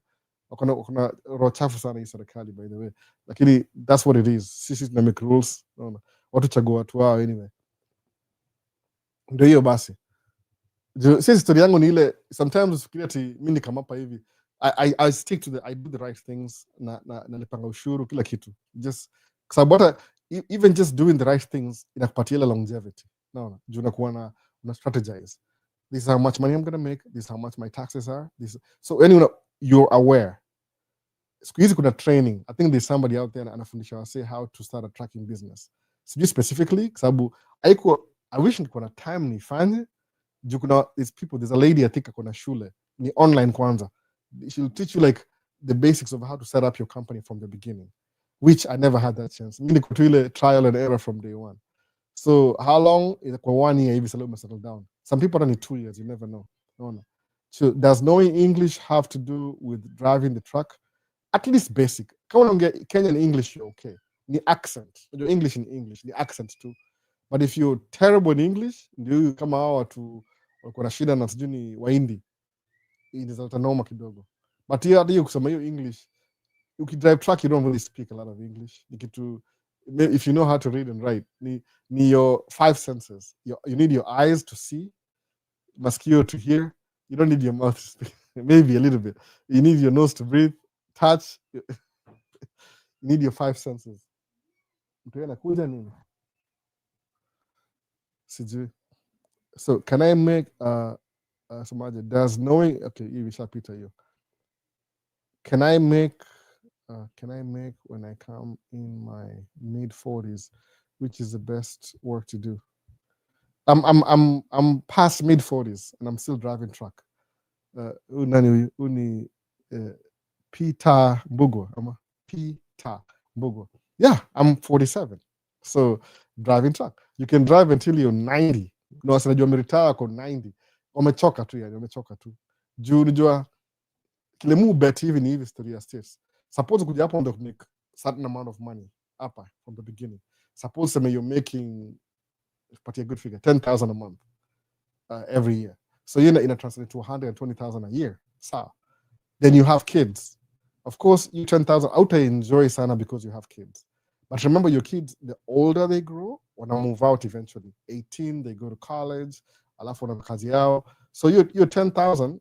Once they move out, itakuwa more money again. It's just a moment of time. Juka mimi na wife, both of us who drive truck. Yeah, kuna degree. She wants to pursue mambo yake ya degree baadaye. But sasa amegundua, I think so, sijui, yoga on and off. Akifanya trucking, anaweza get chapa, a pay off deni yake, I fade away, yende imtoke, yani imtoke kabisa hiyo deni. So kuenda mbele, now she can comfortable go do whatever her career fulfillment is. Mi sionangi, muona kama tu nafanya trucking, nianze business, ingine maybe real estate or something else, alafu ni switch, ama I'll do both. Jumi, niko na one thing sahi, mugo na cash flow. Si nini, cash flow ndio muhimu kwangu, si ati ni prestige. I don't have any prestigious anything. Nimesema nini hapa siri nafikiri nimeita. Cash flow ndio muhimu kwangu. Anything that makes iko na cash flow, that's what I go for. Kama ina cash flow, kama if you don't make money, it don't make sense. Na hivyo, tukaa hiyo. Nimeamua tu hivyo mimi kwa sababu I'm comfortable right now driving truck. Si rahisi by the way. Una go the whole day. But I'm not sitting in an office in a truck.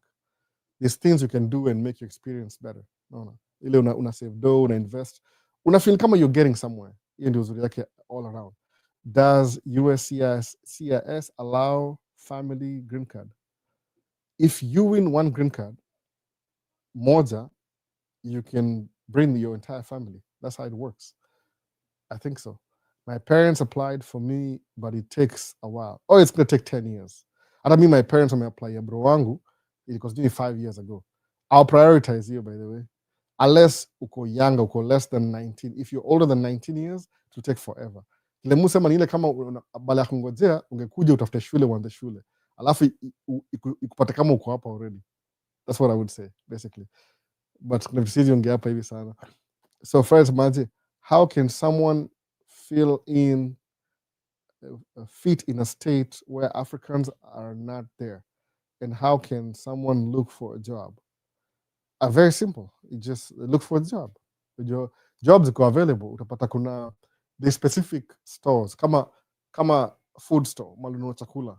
Hizi ma groceries, ma daily supplies. Anywhere you live, kutakuwa na store mahali. Kuna gas station, kuna factory. So in the beginning, you'll get a job. Alafu kama uko shule, you can even do Uber, by the way.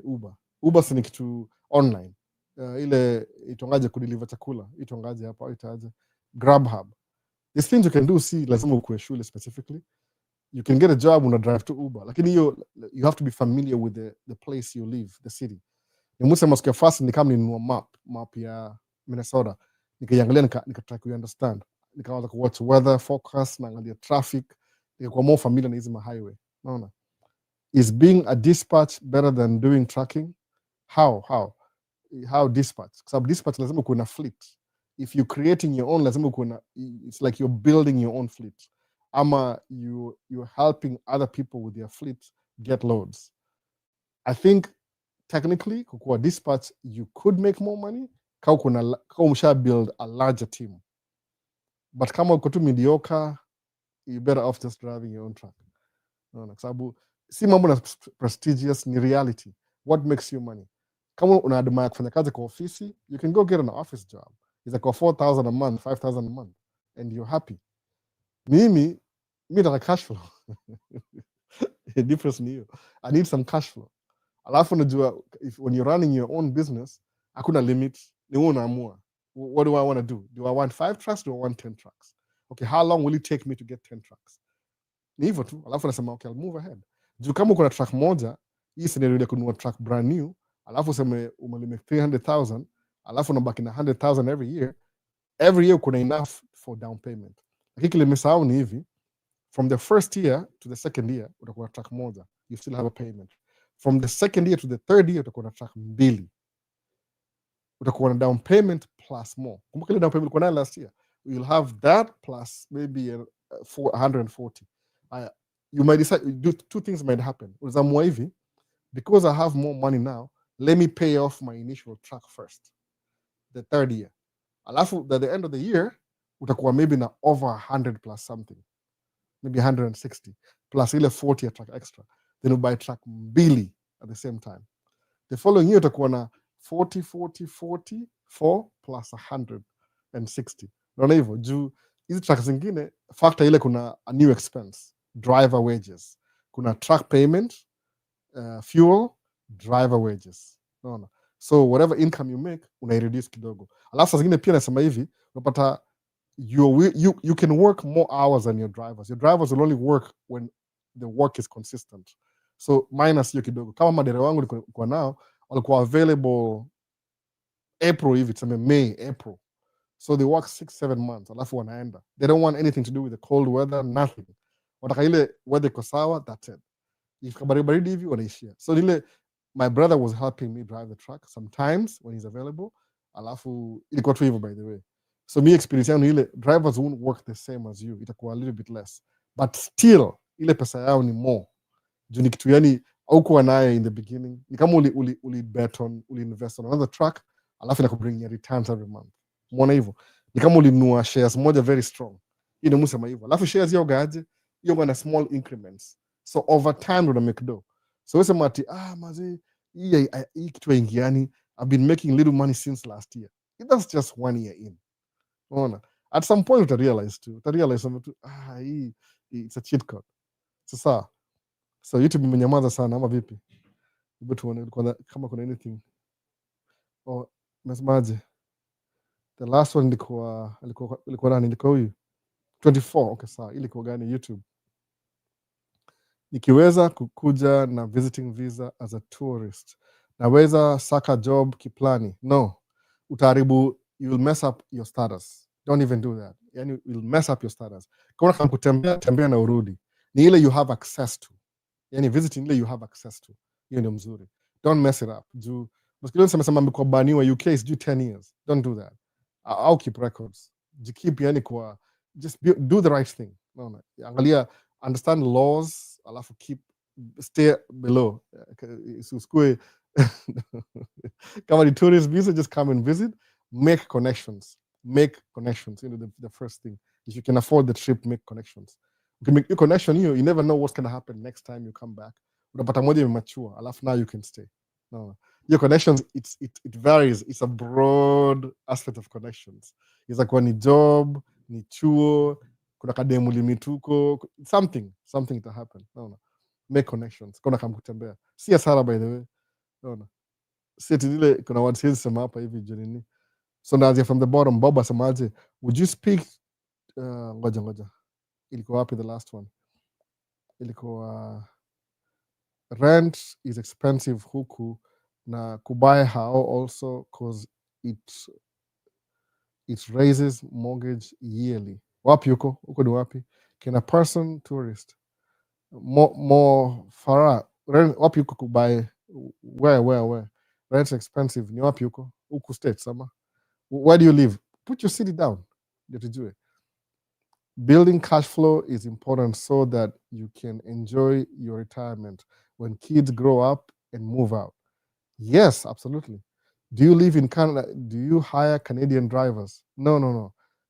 I decide when I hire and when I don't hire. If you're Canadian, the justifiaje kuhire na gava, you wouldn't let me do it. No. You wouldn't let me do it. Labda kuja na work permit. There's any kuja states ni hivi, the government has to allow you to work. Si mimi. No. I can get you a job, you're hired, but you still have to go through the government. I don't determine. When I come and say I-20, people apply for colleges in America. I got an I-20. I've been accepted by this university. I have a scholarship 100%. When the embassy unanyimwa visa bado. Kwa nini? Of course, I think scholarship itakuwa hard kunyimwa because this is what I will determine. Kwa nini ukienda kuchukua visa. Do you have family ties? Number one. Come on, student. Okay, number one, the most important number one hivi. Do you have finances to finance your trip and your education? Hauna hiyo, watu wengi wananga hiyo. Oh, niko na bank statement yangu. They can see through that. Unadanganya. Okay, number two, have you traveled before? You probably, if you're young, probably not. You've never traveled before. But do you have family ties? Have you traveled before? No. Okay, number three, because they want you to come back. Seti uende kabisa. Of course, unaweza baki umeenda kabisa, ulimit kamsupa hapa hivi alafu mkaoana mkaanza maisha. Lakini ile in the beginning kuna ile requirement yao. These things they are looking for. Ukimit hiyo criteria yao, then they allow you to go to school. You might have the admission, but lazima upite through gava. Muona hivyo? Hii ndio patoto usahau. Seti hapa ni juu kusema kama ni free labor, kuna so many watu wa Mexico nao kuja hapa wanafanya kazi, sasa alafu wanarudi Mexico tena. So states haina shida ya laborers per se, kwa hizi ma jobs ziko available, hizi jobs za kama farming na nini. Ni story hizi jobs zingine hizi. Alafu pia au need immigrants juu kuna matao fulani as develop fast enough ndio na bring wasendi waipatie new life. Maybe some town used to thrive during the automotive boom. Said because your business imefungwa, the town is dying out. Okay, bring new immigrants. Now you need a school, clothing store, grocery store, hospital. You could bring watu kwa a city inaipatia new life because it's just starting out. That's all one green card program. Hata ile suggestion ilikuwa ikisema wa increase your number from 55,000 to maybe 150,000. Itakuwa faster hivyo. But well, sijui. So I don't know how high Gava has to allow you. Lazima kuwe na work permit. Umeona? Na mimi kama if it's a hassle for me to get you a job, hata sitabother. It's like I'm wasting my time. Sababu tena ngoja mpaka upate visa na job imeanza. I'll hire the person who's available. Time ya business ni business. Siku Joanna. Unaona ile who's available to work. Mwenda hivyo. Kila mtu afanye hivyo by the way. Kuna best yangu yeye na matrack hapo pia. Si mimi peke yangu. Ile tu afadhali social media kama mimi. Ukiuliza one day wakiamua atakwambia kila kitu. Sana. So how is driving during winter? Is it challenging? And are the wages high? If your time same ni same. Ni vile kama mimi sijafanya job from last week. Kumesno twice sasa. Kumesno jana pia. Nime clean driveway. I haven't even left the house for 3-4 days. Nilikuwa I think Wednesday, the last time nilikuwa out nilikuwa Wednesday, Thursday, Friday. 4 days indoors. The most nimeenda tu ni outdoor hapa na kurudi kuchukua barua kwa mailbox. That's it. Sijaenda mbali. I haven't even driven anywhere. One hivyo. So Fred no. How's dump truck tracking going for you? Great. Very great, by the way. Never regretted it. It's the best thing I ever did so far until I get some new thing. So kuna, would you speak to the what? Being your own dispatch for your truck as opposed to depending on others? You can be your own dispatch. If you want to, you could. But that means you're going to be making too many phone calls. Alafu, you'll have a hard time. Phone calls. On a daily, you have to call people before the day is over to get the job next day. Musema, afadhali usecure contract here 3 months, then you show up to the same place in 3 months. Alafu, 1 month before your contract issue, you start calling for the next one. Overlap. Mona. You make your rates. But lazima kuna juu dispatch si mmoja, kuna a couple of construction companies, a couple of brokers. Brokers, dispatch brokers. Broker ni wale middlemen between construction company na wewe. So they wanasemaje, wanapiga construction companies, they like dealing with one guy. Asema, hey, we need 30 trucks for 3 days. Asema, we need 30 trucks for 3 days. Apiga simu, hey, Albert, are you available? Yeah, I'm available. For 3 days? Yeah, 3 days. Una show up. So it makes your job easier. You lose some money, but see the mob sana, you can live with that. Even the money that you make ni, right? Lakini dispatch ni ile over the road.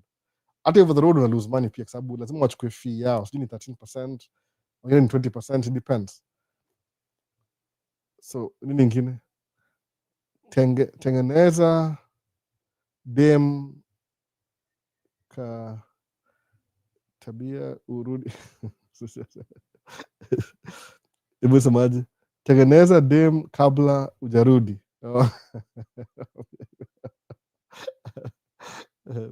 Baby girl sasa, Fred no, okay sasa. So tengeneza dem kabla ujarudi.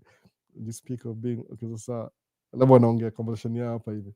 Lakini unaweza badilisha makara to F1 kutoka B1 B2.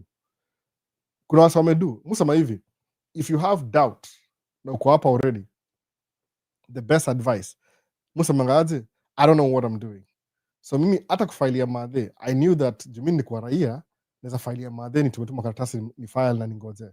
But because kwa samaje, this is too serious. Juna involve ni life ya madhe na mbuyu wangu kuja hapa hivi. Mbuyu by the way wasajui ni my dad, father na madhe. Kama hiyo ni sijui kina make sense, father, madhe. Jisema mbuyu ni nini? Okay, sasa nini old millennial sheng. So ni hivi, nikiwafailia nilitumia immigration lawyer. Did I pay her a lot of money? No, you got ile consultation, ile tu just to make sure I'm doing the right thing. So kuja hapa hivi, if you have any questions, ni best kutafuta mtu professional kwa hiyo field aku advice. Ndio si make any stupid mistakes. Juu kitu kama hiyo ya uhamiaji, you don't want to go through it alone. Alafu you don't want to FAFO. Juu kwa FO find out, itakuwa yani uko nje already. Unaona? Yani vitu serious lazima utafute mtu serious, professional. So more advice mse, before do anything wewe mwenyewe, wacha hearsay. Juu ukiuliza say my opinion, utapata opinion polls, utapata kila kitu, alafu ndio umechanganyikiwa bado. Enda kwa professional, lipa mtu, it costs you money. Me, the things in life I have to pay somebody to understand how they work. Sometimes you only pay them once. Alafu kama kuchukua nini CDL, niliomba loan kuchukua CDL training. I paid that loan in 2 years. Do I regret it? No, I don't regret it. Do I have to pay it off? No. Lipa mtu. Usiulize maswali mingi sana. Tafuta tu mtu ile whatever you live, tafuta mtu ongea na yeye. Sasa maje? Gigi ama ni nini? Gigi Furniture KE. Yes, you can. Umeku reply. Forex amesema yes, you can. But kama una doubt, tafuta lawyer akufuatia hiyo story. Inakuanga easy hivyo. Don't do it your own. Hii kitu yani ni kitu, it's like you're walking a thin line. Ukianguka umeanguka. Hakuna two way. Juu leo unasemaje una change from F1 B1 B2 to F1, it's very possible. Lakini jua with the state you live in, what are the requirements, kila kitu. Ndio musema kuja uvisit, alafu itafungua more opportunity. Utagejia story. You're not wasting money. Kuna vitu mbili kama suppose kisamwaje mimi na wife tuamwaje, this year we'll take all our kids to Mexico for maybe Christmas break for 2 weeks. Mexico iko warmer than upper Minnesota. Twende hivyo for 2 weeks. So is it going to cost money? Yes, it will cost money. But what's the objective? Objective ni to experience 2 weeks with our kids on vacation. So you'll lose money to get the experience. But your experience, probably these kids will treasure that experience for the rest of their lives. And some, I remember when I was 11 and I was 9, we went to Mexico, we had fun, I did this, something happened, in a memorable. So the memory will cost you some money, but it makes strides because ile experience on your face. So kuja hapa kama kutembea, alafu sema unataka switch, it's possible to switch. I think sahi ni juu hii inaweza kuwa hard kidogo, but before ile tu normal American kawaida ilikuwa possible. But when in doubt, tafuta mtu professional kwambie, they have a new rule this year, make sure ufanya hivi na even you close any loopholes katsi. Juu basically ni ile I came to visit, I fell in love with this school and I want to enroll to the school and they gave me the admission. So itakuwa easy because ushakuja hapa anyway, ulikuwa vetted. Sababu hiyo sio kuingia States unakuwa ile embassy is like they're vetting you. Once umekuja mara ya kwanza, that means umepass ile vetting, so kubadilisha inakuwa easier. But to be on the safe side, mimi niko najua naweza file ya mother na mbuyu, nilitafuta lawyer akaniambia yani nilimlipa hourly rate yake ilikuwa 170 ama 250, nilimlipa yote by the way. I go through everything, akaniambia it looks good, send it, nikaituma. It never failed, ilikuja, it come through. No. Ile tu just ile when in doubt, which is the best state to come currently with the current situation in the USA? Peter Mbugo, I don't know which one. No. Naweza kuwa bias in Minnesota.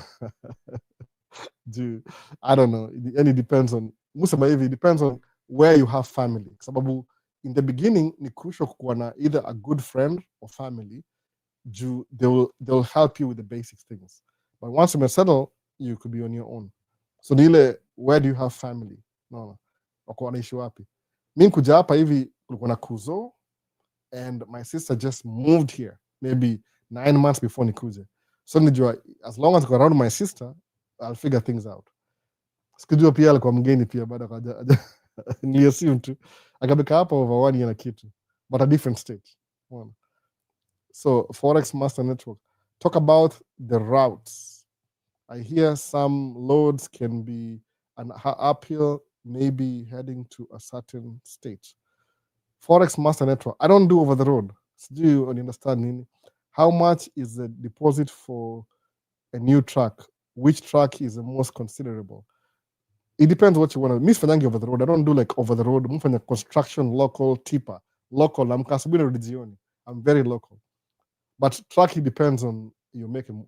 Mimi, my personal preference, if you want to go by my personal preference, I prefer Freightliner because you go everywhere. And you're the largest market share in America.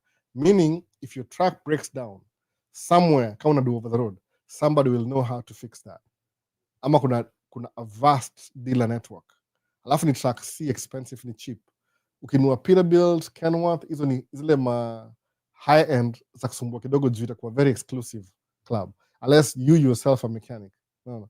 Alafu unatembea na shop yako hapo nyuma, ma tools zako. So Kansas kuna scholarships za CDL. It's a school that helps people. Yeah, then move Kansas when uingie shule. They used to have it up in Minnesota, one of the counties. One county too, into Dakota County, Dakota. But your program ilikuwa shut down, I think, 5 years ago, because nobody was going. Hakuwa na enough enrollment, ika die out. But sometimes on these states, any help you get, ikimbilie, because it may save some money along the way. So can I apply for the scholarship when in Kenya? Maybe, I don't know. Even by Kansas. Uliza akwambie. Forex Master mwambie. Anakuuliza. Maybe. Bora YouTube mmenyamaza sana. YouTube kuna watu. Okay, subaje. Kuna Forex Master Network, you can apply for scholarship in Kenya. Can I apply? Creator. Yeah, asijeka amemwansa. Ni kama TikTok is blocking my questions. Can I inbox kindly? Maybe nini. Kama ni question moja iko I don't even know, by the way. I can't even tell. Kuna questions I'll try kuziblock hata before ziingie. It depends how are you asking it. Inbox tu basi. No. Minnesota is currently messed up and really boss. By who? By what? By who? Who's messed up? What? On the news? Kama ni on the news, yeah, it looks like it's very messed up. No, on the news. So the news are overinflate. Propaganda. But the real life, niulize nikwambie. No. So California is burning down. Alafu naangalia footage moja 10 years ago. So, and really boss. Currently, admin is against ICE though. Okay, so ni hivyo. Kuna hiyo story ya nini. In Seattle, 65% of Kenyans are entrepreneurs. That's good. That's good. Wamegundua. No. Ni hivi asemaje Jeff. Ni hivi tu unaongea ama uko na ingine? I don't know what. Unaongea ama I don't know. Samaje, ni hivi tu unaongea ama uko na ingine? What ingine? What's exactly?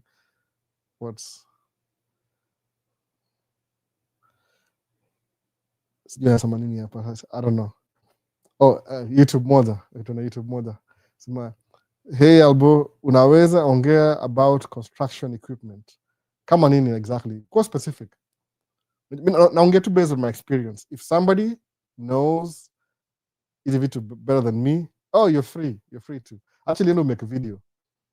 Ndio msema hivi, kuna watu mtu comment kwa video yangu anasema aje, oh, this comment is so good, let me go check out their channel.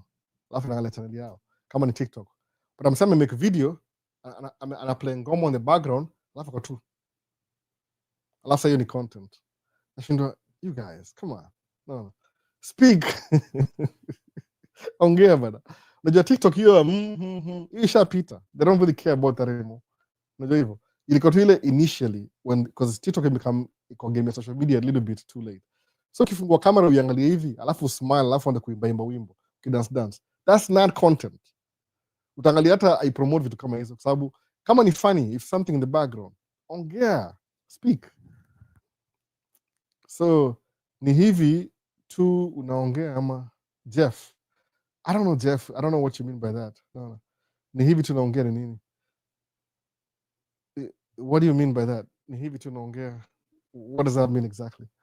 Are you picking on me now? Construction equipment in specific. Like bobcat, excavator jobs, such like.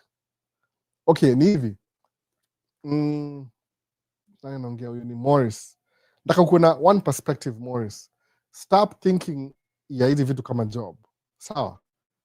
Completely stop. Stop thinking ati hii kama job. Ni kama tu it's a job. Forget that. Kwa sababu wacha pata example, for example, kama ina make sense. Si ati naongea vibaya.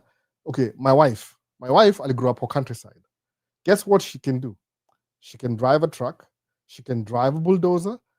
Yani, the things you think kama job, she just learned doing it in the backyard. Naelewa? Backyard yake tu huko. She learned everything kwa backyard yake. Yani, kwa beekeeping. Wana load na zile ma forklift. So, akikaa kwa bulldozer hivi, atai drive. Simple. It's something they do. It's just equipment, by the way. Ni kama kusema aje, kuna job ya kufanya na jembe. Hiyo iko. Ni ile, hapa state sasa ni easy. Hapo labda kuna construction company. Based on sababu watu wengi hapa America wale wengi construction na watu wa countryside, they don't need to learn anything new. Ni ile they ofundishwa ile procedure ya job, but running the equipment they already know that. It's kawaida. My wife anajua kudrive kila kitu, yani all these equipments, big deal. Anakaa chini aseme anajua kila kitu, na ile speed ile ni kama anajua kila nadu. Mimi on the other hand niwachie bobcat 2 hours, hata nakuload 2 hours kama nakuload sijui. So ukuja hapa hivi hizi jobs ziko available, lakini kuja hapa kama unakuja States, I don't think somebody will hire you directly unless kuna specific need. Wanasema we need 100,000 workers from huku mkuje, lakini kusema equipment, excavator nini, you think of buying your own excavator, alafu sandi utafutie msee, unaelewa, usolve your problem. Kama seme ukinunua excavator kama bobcat, what you can do ni hivi, bobcat unaweza kuwa una clean ya wasee snow, so ni snow plowing business. Naona hivyo niambia msee, nampigia simu baadaye, ananitafuta time mbaya. Ona bobcat ni kitu, yani ni hizi vitu people the countryside they just drive them, ni kawaida. I mean watu wa manyua hapo wanapeleka pale na mwaga. So ukuja hapa hivi wote ingia shule usemeaje, nataka kwenda shule ya vocational training, so ufundishwe all these things plus maybe how to manage a project ama how to interpret the maps, because kwa hiyo background ya mtaani ita blend in vizuri. Before you know it, you'll have your own business. Now, but like construction company kupatia job, they call you to do that kind of job for them. Naelewa? Ni more than employment, ni sababu hii ni skill labor, lazima ufanye mtu job.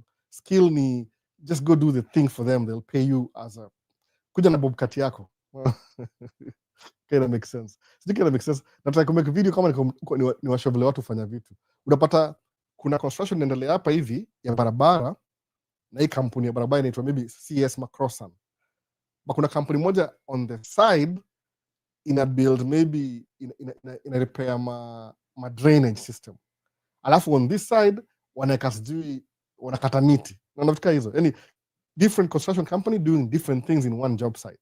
So kama unajua you're very good at driving my equipment, your job iko available by the way. The company will hire you in the beginning. But ukuja hapa kama ni mtu wa Kenya, think like how do I buy my own ni contract your equipment yangu kwa hawa say. And they'll pay you more than what they'll pay you as an employee. That's what I'm saying. Mona. So tuende hivi. Kwa TikTok ilikuwa the last ilikuwa nini? Quality of camera drop. Clean live stream, just tune in. Come in late. Do you do apprenticeship? I would like to follow in your footsteps. How do I do apprenticeship? Mimi ni business ndogo sana, gari moja. I'll hire you if you know what you're doing. Ile tu mwisho experience ndio watu wajue. Unajua nimegundua kitu moja hivi. Most of us kutoka Kenya hatujai learn how to yani kako produce vitu. So think in terms of employment. Like how can I work for somebody else? Ndio anilipe. Sometimes how can I provide these services for this particular organization? Wanilipe kama owner. That's what I do. Sikumalizia could drive truck for a company.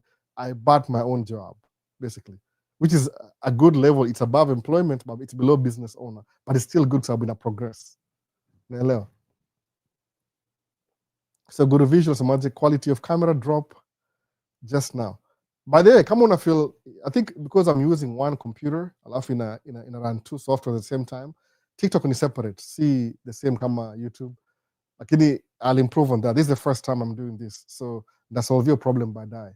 Maybe I'll use two computers, or maybe you could too slow. You can overheat. So I don't really do apprenticeship.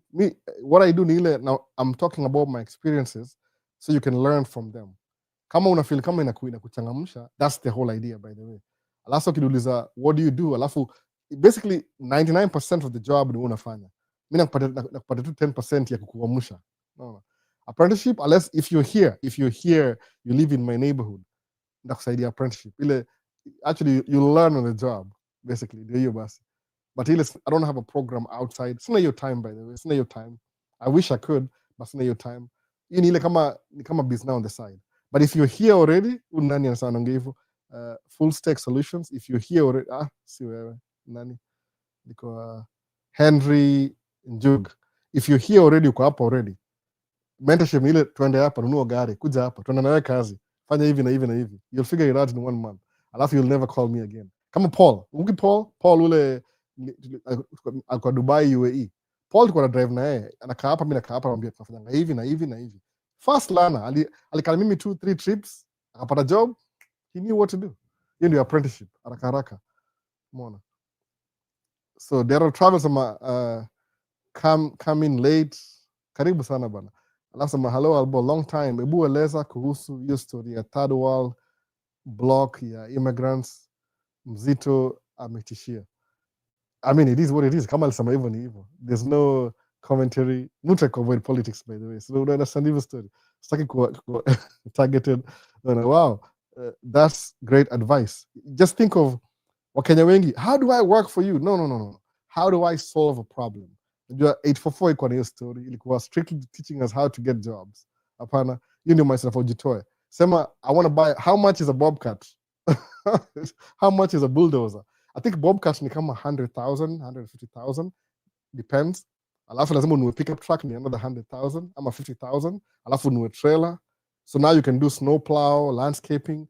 So landscaping, by the way, you're solving a problem that exists. Maybe I'm too busy to cut my grass. What do? You come to my house once a week and cut my grass. Not just me, the whole block. Kila mtu anakulipa hivi 50. So because you have so many clients, una optimize. Saa moja kwa Albo, saa 2 kwa huyu, saa 3 kwa huyu, saa 4, an hour. 50 by jioni nimetake 3000. Okay, sawa, move on next day. Ama maybe ni 50 500, kesho 500, kesho 500. Oh, atakate mti unaongeza 1000. So you're just offering services. Uta make more money that way than striving to go work for somebody else. Unaona, hiyo ndio kitu musema hivyo, kwa sababu I mean, you get the point. My wife, yesema I want to buy my own bobcat. Namuza, can you ride one? And yeah, and I don't believe you. This jungle in a bobcat. Wife aliingia ndani hivi. Oh. Niliona aibu siku hiyo. Ni kama yani iko tu kwa fingertips. Unaona, anajua kile anadu. Hiyo tu ni example. Hata mi think about that. Ninunue bobcat ni clean ya wase snow. But ni ile hiyo do ni see the whole year. Ni kama 3-4 months hivi. So lazima uko na sina time ya kuinvest kutoka hiyo side investment. I have better things to do. Maybe. Unaona. So next ni gani? Hassan wa Isa ameingia.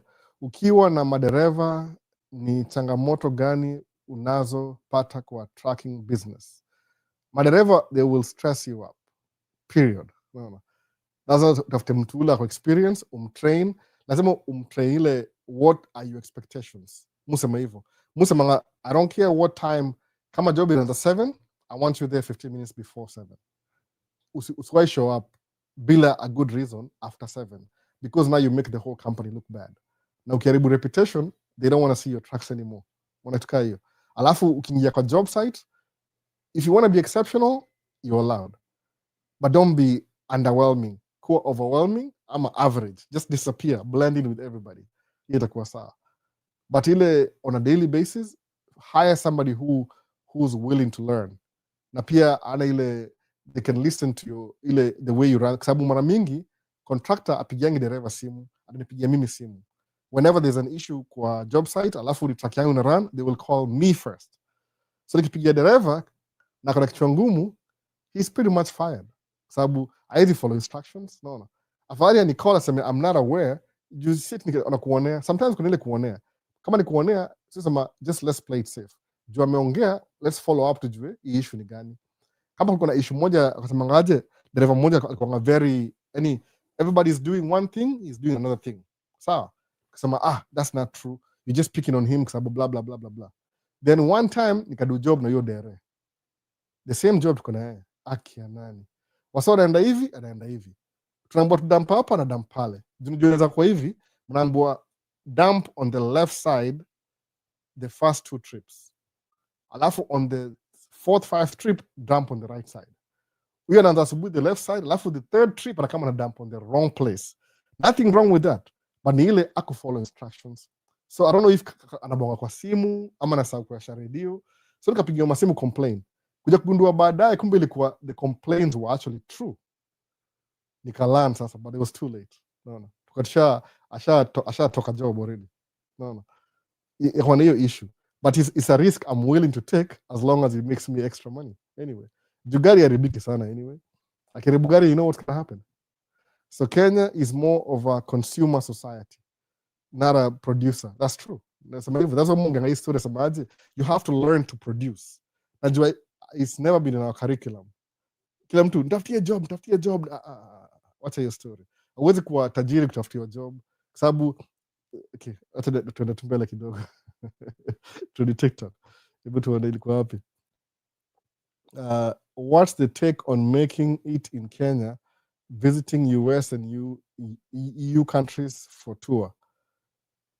Do it.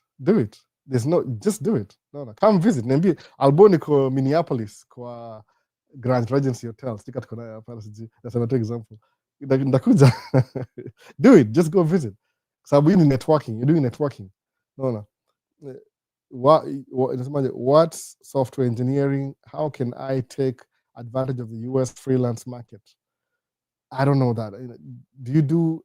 I don't know that. It could be a full stack solutions. I don't know. Maybe it exists. I'm not a mini truck driver, but no. You see, I don't know anything about that. But if you find somebody who knows, recommend. But they're very serious people. I would say hata huwezi bonga nao. Any okona server kwa hao. They work from home. Najua, but sijui kama naongea nao hizo story. Itakuwa far-fetched ya naanzia wapi niseme. Kuna mse fulani namjua I wish uko na nini kama Instagram alafu ni connect nao if they'll pay attention to that is. So kama it exists, it exists. Thinking like an employee, not an employer, not an employee. Good visual asema hivyo, unaona? What's your take on making yes, asema hivyo. Asemaje hapa hivi, Henry King, I'm here. You're here where exactly? All hail the Duke of Minnesota, Emmanuel. Minnesota ni kubwa, wewe unashangaa. People who live here don't look like me. In a few months, I will be washing your truck. Tembe TV. Washing your truck as I catch up on learning from you. Oh, that's good. That's good. On the weekends, that's good. Come wash the truck. I'll pay you for it, not for free. How much do you get on your first year ballpark? Henry, it depends on how much you work. But what do you mean first year? As a driver or as an owner? So before you become an owner, you have to be a driver first. Alafu job ni seasonal. So seasonal ukianza, ni ile when you start construction, it's becoming a construction period, you need a regular paycheck. What happened again? Disconnected? Oh my goodness, TikTok. Why are you doing this to me? What am I missing? Am I missing something? 1 hour, I want nini. It just disconnects abruptly napotea tu. What am I missing on TikTok? Am I missing something? Wait, nini? You cannot do nini. TikTok inakatika tu. Abruptly inapotea tu. There's something on TikTok. Inafanya TikTok separately. Inazimika tu. Ina longevity. Hii ni platform yao, by the way. I think niko kwa TikTok studio. So it's their thing directly. Oh, niko 2 hours. I think near 1 hour mark. Inactivity, maybe. Let me see if it's back. Something live. To the back.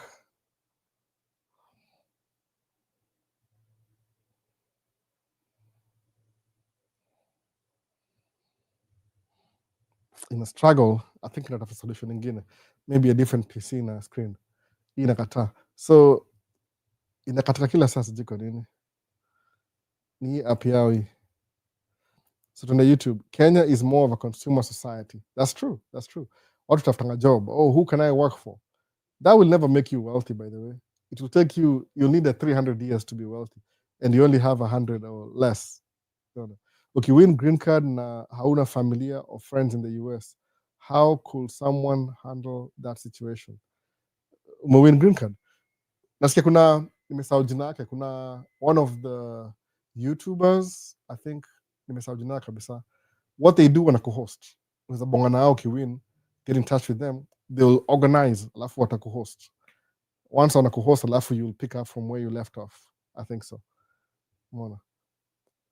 I forgot their names kabisa. Watakuhost kabisa for 1 to 3 months, but you have to pay them. So nimemiss comment here, Virox, asemaje? $50 and I'll solve your TikTok issue. It just goes off. I think there's a limit. This is the first time I'm doing TikTok on the computer, on the MacBook. So I'm really new at everything. Kuna hiyo 1 hour mark inafanya refresh. Na nasahau kila saa. Maybe I'll go back to the cell phone. So nimemiss my question kadhaa za TikTok. Man, what do I do? Onsite Nafula okay, yeah, aitwaje man, amesema jina tu nione. Asemaje aitwa Nafula, she hosts green card winners. Nasikia story. Aitwaje? Ansita ama ni Ansita something. If you win the green card na una host, tafuta huyu nini, they'll help you. I think that's a really good thing they're doing, by the way. Brilliant idea. Sometimes watu wanga back and forth. Kama akambia, oh yeah, I'll host you. Hiyo ni 1 year before. Then the following year things have changed on my end. Inakuwa hard kukuhost. Isha happen kwangu before, by the way. Kuna msee nilifanya nimhost, ikabidi nimtume kwa best yangu because niko na watu kwa hao already. Naona. Nilikuwa too generous siku hiyo. Siku hizo namusema tu outright. Tuna watoi hao ni ndogo itoshe kila mtu. So, Albo, did you manage to send the package? Nimetuma, itakam soon, utaipata sahi soon. Nilituma Tuesday, utaipata. Watameleta kama 2 weeks hivi, 1 to 2 weeks hivi. So itafika tu. Nomad, itafika. Book na t-shirt. Karibu ndakuongezea, I wish niko na sijapata hizi bado vizuri. Ndakuongezea nyingine baadaye. Sijasahau nilituma nikituma last week. So ingojee anytime utaniambia tu. So TikTok has collapsed. We are here on YouTube. Imerudi, I think I need to refresh it every hour or something. Every hour. Ni refresh. Sasa kwenye maji tena. Oh my goodness. So thirsty. Weather ni different tuku hivi, kuna heat. So because you have heat, kuna vile inakaa weird. Tuna run heat kwa hao. So you're here. Use your phone on TikTok. Maybe I will. I'll do that next time. Because the phone you're gonna hang up hivi inakaa funny on my face. So if I can throw everything on the PC, I only have to look at one camera the whole day. Because mu rekodi session pia. So, but nimelose questions mingi. The last few, I don't know what to do. Nimelose questions. Oh, thanks so much, brother. Blessings. Sawa kabisa. So, nimelose questions kadhaa hapa TikTok. I wish ningesoma out loud before izimike. Imenikata. What I'll do, either nachukua screen kubwa ama nda switch hivi nitakaa pale hivyo nitumie screen kama nini yangu projector. How do wanafunzi survive huko, like makazi gani chini ya maji? Wanafunzi makazi chini ya maji, you're allowed to work wanafunzi 20 hours. Unajua yani siku hizi jobs zimekuwa different, so si lazima ufanye physical. Kuna vitu hizi online, unaweza kama labda wewe uko student alafu ukimaliza class hivi ununua gari fulani una deliver food haraka haraka alafu una come home 10. Jobs go more unconventional siku hizi, si lazima uende kwa physical job. So there's so many opportunities now that were not there before. So students to survive too. I mean, you're a student, unajua uta graduate eventually, then things will work out. Mona, except mimi sikuwa na hiyo opportunity. Mimi nilifanya kuishi life haraka haraka, sikuwa na time ya kwenda shule. No, I had nobody to pay my bills. Mona. So nani mwingine? Mbona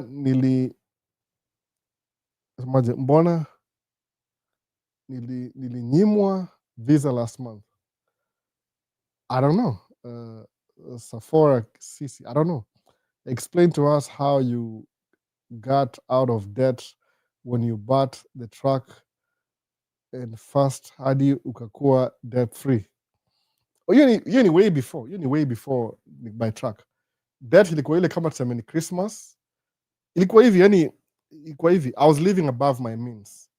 Ni kama unasemaje? Unasema ile, if my dad needs money in Kenya, namtumia tu. Hata siongei. If my mom needs money, namtumia. Then what do? Mimi na survive, nasema naipata tu. Not knowing that in the background ile pesa unatuma Kenya is accumulating kama debt hapa. Juu instead of buying things with cash, black tax. Nasemaje? Na black tax una manage aje? So ilikuwa hivyo, ile unapata yani things come up. Jo, kama una do enough, but uko ile confidence una assume tu, you're thinking with your heart, see your mind, your heart, ile two emotions. Madhini mgonjwa utuma pesa, sisi unatuma pesa, bro unatuma pesa, alafu unapata the money you're supposed to buy yourself clothes, tukaa hiyo, you use a credit card, unasema nda catch up tu, ni ile impulsively, hauja think about it. Unapata umekuwa na credit card moja for 1 year, hujai pay off, ili kwa last year tena krisi tena, wataka mbuzi ya Christmas, wataka chakula, unatuma pesa, wataka nini, unatuma tena, alafu ile jilipa credit card ya last year imekuwa 2 years umaccumulate this year na last year, credit card karibu kuwe maxed, umechukua ingine mpya tena, unataka kununua hii credit card tena, before you know it you're too much in debt na unalipa interest every month na hujailipa ile deni ya kwanza ulikuwa nayo before. You see how things start going wrong. Alafu something happens, gari inaharibika. Oh boy. Then you realize you're living above your means. So what happens ni ile nikianza tracking, I knew one thing. I'll be paid more kama dereva. Eventually I'll buy my own truck. I'll even make more kama owner. So once nikuwa owner hivi, my priority the first 3 years ilikuwa to pay off all my debt. That's exactly what I did. Because I was living above my means, then nika reduce to within my means. Then the extra money nikaanza kulipa deni. So vile nimaliza deni hivi, I think ilikuwa 2015. Sijai kwa hiyo situation tena. because what I did nili increase income yangu, so nikamaliza deni, so now ni kama I'm costing, nimefloat. Hata siku ya covid niko naogopa labda something will happen, lakini covid tuko na do job bado, waliconsider job yetu kama essential workers, so covid tuko na tu job kama kawaida, except kuongea na watu, kushika watu yani ku exclusive kwa peke yako, umeona. That's what it is, covid. That's what happened kwa in brief. Utaka the long story, the post video baadaye. I think the video already. Most of the things muongea ni nishazi repeat before. Yani very few questions ni brand new. But siwezi do a video ni gani. But what I've been doing lately ni hivi, nda go back to video zangu kama za kitambo, ni find easy topics, alafu ni create maybe some short, maybe 4 minutes hivi. I'm going back now video za kitambo, nizi try to revive ile, because instead of repeating myself, naweza bring video ya kitambo nianze kuzipost, alafu ndio mtu understand better. Alafu if I need to do something extra, na do commentary from my past video. Ni explain, this is why I said, things change by the way over time, they don't stay the same, things always change. So napata whatever ideology ulikuwa nayo 2 years ago, after some ina change, inakuwa something different. Unaona saa ngapi by the nafaa kuwa unatafuta? Niko na maybe 30 minutes most, is mapema. Things change, so when things change, believe me, uta update story yako. Sasa ni catch up na TikTok. Liko wapi? Inaitwa Nafula. Okay, niko hivyo. Your follower Charlene Nafula. Okay, Charlene Nafula ndio na host watu na green card. Charlene SHARLEEN Nafula. So naisema ndio nikumbuke, Charlene Nafula anasaidia watu wako na green card na wana host. So take that note. Charlene Nafula. Kama ni imetuma hapa hivi Charlene, acha ni type hapa hivi kwa nini? Charlene Nafula. Very good thing to do by the way, kwa sababu amemekika kwa professional, kwa sababu mambo ya personal, acha niweke hapa hivi ndio watu waone YouTube. Unaona, Charlene Nafula ana host. Kama kuna green card na una host, tafuta Charlene Nafula, ata make arrangement. She's solving a problem, which is a big deal. Sababu story yako host, the moment you make it professional, inakam na respect. From my own personal experience, I had to take that video down. Kuna video moja kwa shida za kuhost wase, nilitoa juu ilikuwa too personal, people complain. Hiyo ni video nilitoa, kama nakumbuka hiyo video nilitoa kabisa kwa nini shida za kuhost wase. The moment unaimake inakuwa personal, inakuwa challenge sana, because people behave differently. So kenda kuhost mtu unapata sometimes una experience difficulty because kila mtu ni different kiasi. So yeah, video of how to get our debt itakuwa poa. Sasa niulize swali alafu nitumie, fanya hivi, the best way ni ile ulize hiyo swali kwa hii live. Alafu sasa niko peke yangu, mtu yeye amelala, ndakaa chini, I'm thinking nifanye hivyo, bala ya nimegundua hivi, when I'm making videos kana drive truck, mwanga distracted saa zingine. Hiyo at least I think it's getting too old. Hiyo nikidrive kama naongea, it's getting too old. So sasa nimesema hivi, if I need to speak about something, ndakaa chini hapa, nirudi man cave, nikae pale chini, nifanye off air. Nikae chini nifanye tu ile kama niko relax, niko na kila kitu, tuweza kubiliza ma videos zile zinasaidia wase, alafu nipatie playlist yake, how to get out of debt, hivyo pole step by step. Ni poa kama ukijua what's your situation. Mara mingi debt you come when you don't have it, you have access to credit, you have access to credit cards, but you don't make enough money to sustain your daily living. So meaning you're broke. Simple, you're broke. That's what happened to me. I was broke. So when challenges come, things come like financial decisions, I make the wrong choices consistently. Why? I didn't have enough money. So kununua truck, nika increase income significantly, by the way, significantly. So they say my first priority, let me take care of the debt that was dragging me down. It took me 3 years. I was balancing everything. Ninge pay off in 1 year, but I have to save money for operational costs kwanza. So I'll do a video on how to pay off debt. Okay, every time you ask a question, kama una comment section, enda kwa video yote useme unrelated, I just want to know this, watch hapo. Naipata, I read all the comments, by the way. Unfortunately, I read every single comment. You can take some time saa zingine. sometime every comment musoma. Ukiwa nimeilike nimeisoma, ile tu sija reply. Kama nimeilike nimeisoma already.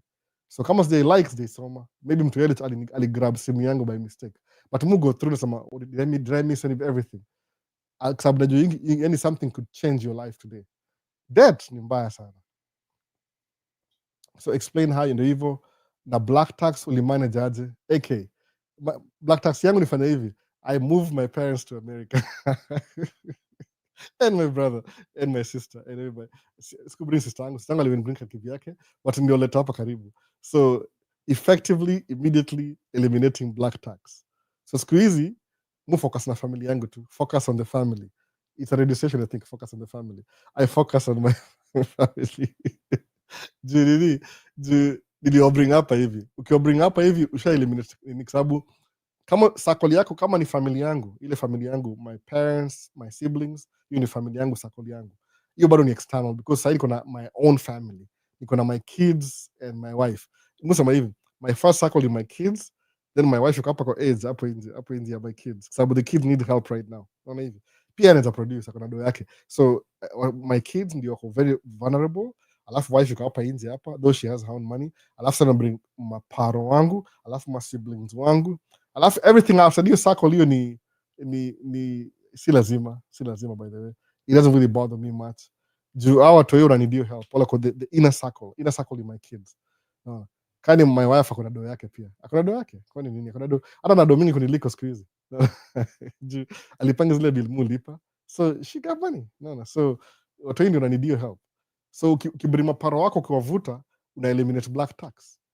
Occasionally kama sahii kuna my mom bro wake ame die 2 weeks ago, you to help, hiyo ni occasional, hiyo kitu ni msiba, but generally ni buy Christmas, mimi sina hiyo do.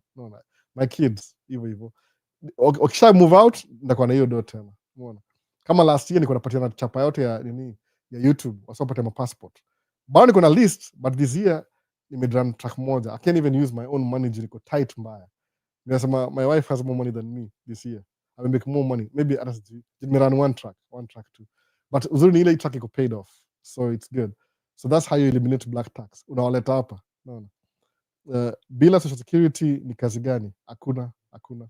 Nikisema iko na kwa accomplice kwa illegal activity, hakuna kazi yote bila social security, unless ni online na something like that. Lakini online ile ya computer ile yani they know your, maybe uko hapa sijui unatumia VPN whatever, but ile hakuna kazi kama hiyo. Lazima niongee on the right side, siwezi ongea on the right, maybe iko lakini siwezi kuambia iko juu na kwa accomplice, sema tu hakuna. No. Iko lakini hakuna. So were you still sending money home? Yeah, I was before kuje. Siku hizi they're here. Oh my goodness, right here. Actually siku hizi muli pamoja, I pay my mom to watch my kids whenever she can. No. Whenever kama kuna time yake namwambia, nakubaya mafuta, nakulipia insurance. Hiyo chukua watu hii chuo, kama tuwezi wachukua chuo on time, hiyo anawapitia. So sometimes tunamwachia tu wachukue kila siku juu they like hanging out with grandma anyway. So because you drive gari yake, namjazia mafuta, nampatia insurance, yani I'm compensating her kwa zile vitu anafanya. Juu ni gari yake, akikuwa nataka service, namfanyia service for free. No. Ana gari yake by the way, madheli by ilikuwa gari yake ni 2022 Toyota RAV4. Brand spanking new. Yeye ndio the first owner. Alianza na hiyo gari. So she's doing well, she's living her dream. Sasa ashafikiria gari nyingine. Amekuwa na gari mbili tangu kuja hapa. Actually gari nne. Ya kwanza alinunua sijui ilikuwa alipewa na best yake fulani ikapata accident. Iliharibika tu siku ya winter. Ya pili ilikuwa gari yangu akagongwa naye ikakuwa totaled. Haikuwa totaled vile by the way. Ile tu ilikuwa na ile she didn't want to drive that car again. Akanunua nyingine ya tatu, sasa yako na ya nne, brand new kabisa. So she's thinking about something else again. I think sijui gari gani atakununua next. But ukisha bring maparo hapa hivi, una eliminate black tax for good. So samaje, you're streaming vertical na landscape, how did you manage? Ni Guru Visuals, ni software yangu inafanya hivyo kwa sababu YouTube ina encourage both sides. So I'm streaming kwa YouTube vertical na horizontal at the same time. Ni ile sija set up Facebook na inafaa kuketa for TikTok, lakini TikTok I don't think wame agree bado kuna hiyo they're trying to iron out the differences. So ndio hiyo sasa. So nini ingine, wacha niende chini, nimesahau. Sasa ingine refresh. Very forward thinking. Wow, lazima bwana, lazima.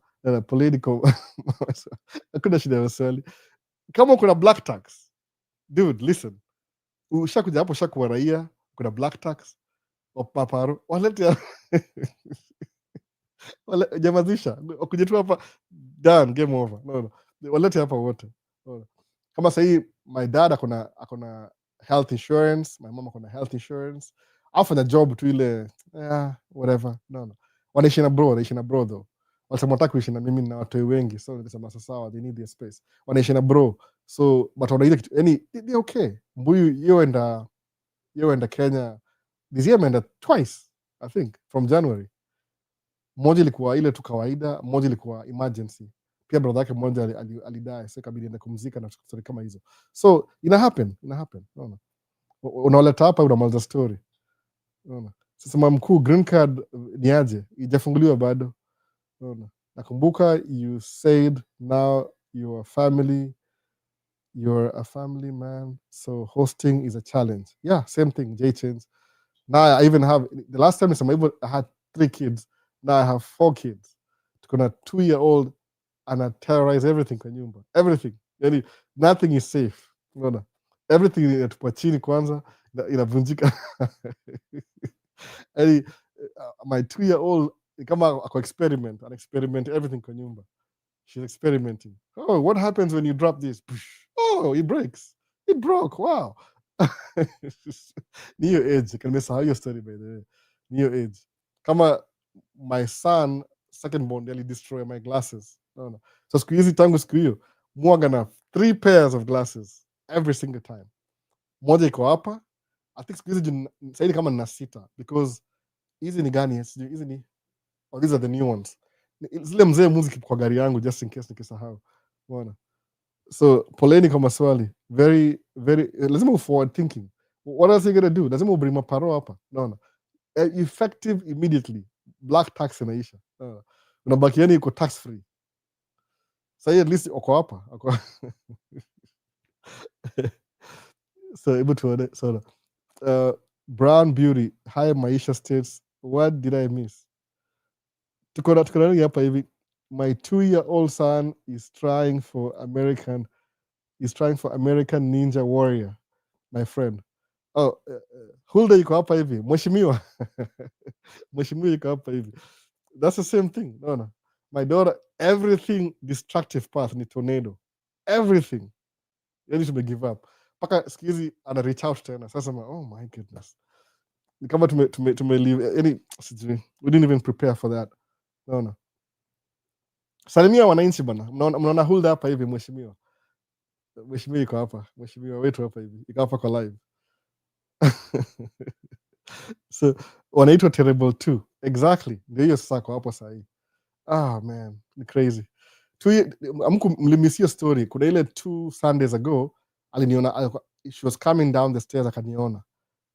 Akatry ku ride bike kwa stairs. Ilimthrow yani halfway through, tulimpeleka hospitali. Hamkujua hiyo story by the way. Ilikuwa after the live. So man, wacha tu. Naona. Tracking bado iko na pesa. Unani ITT. Haijaisha kuna pesa, ni ile ni strategy yako ni gani? What do you want to do? What's your strategy? Unaamua, what am I going to do now? The strategy, by the way, the strategy. Fees is expensive there, ama 4 kids, congrats. Oh, you think it's a joke? Oh man, wacha tumcheza man. No. My highest household expense ni hawa watoto. Because I know one thing, because I have 2 boys wako 11 na 9. So hiyo 11 anakaribia teenager. So kuna ile time, ile saa ile ya ku clean fridge. Ujakaribia hapo siku hizi. Siku hizi kula pizza individual, a whole pizza moja. They're growing. Na ngoja 2 years from now itakuwa sana nua pizza ngapi? Family size ya mtu mmoja kama ni pizza. It's coming. I know this. No, nishaona hii game from the beginning. Inakuja tu. Wisdom ni expensive. You do what you gotta do to raise them. Akunanga story that's expensive. No, 4 kids not easy, kwa sababu my oldest ni kama mimi ni cash cow. Mimi ni ATM siku hizi, ATM. Anafikiria sema I need some money. That's it. Hakuna story. Hakuna ati mpaka nimwambia, oh, just how you doing? No, niambie how's your, how was your day, how's school, before niombe pesa. Yani turudi back to the unwind. No, I'm paying for these services at least. No, at least charge me by the hour. No, six about money gone.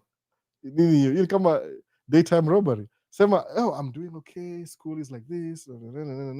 Alafu ndo mlipe sema, oh, thank you for your time, here's your fee. Alafu na move on. Ni hivyo bana. So sema terrible too. Tracking bado iko okay, shamaliza hiyo.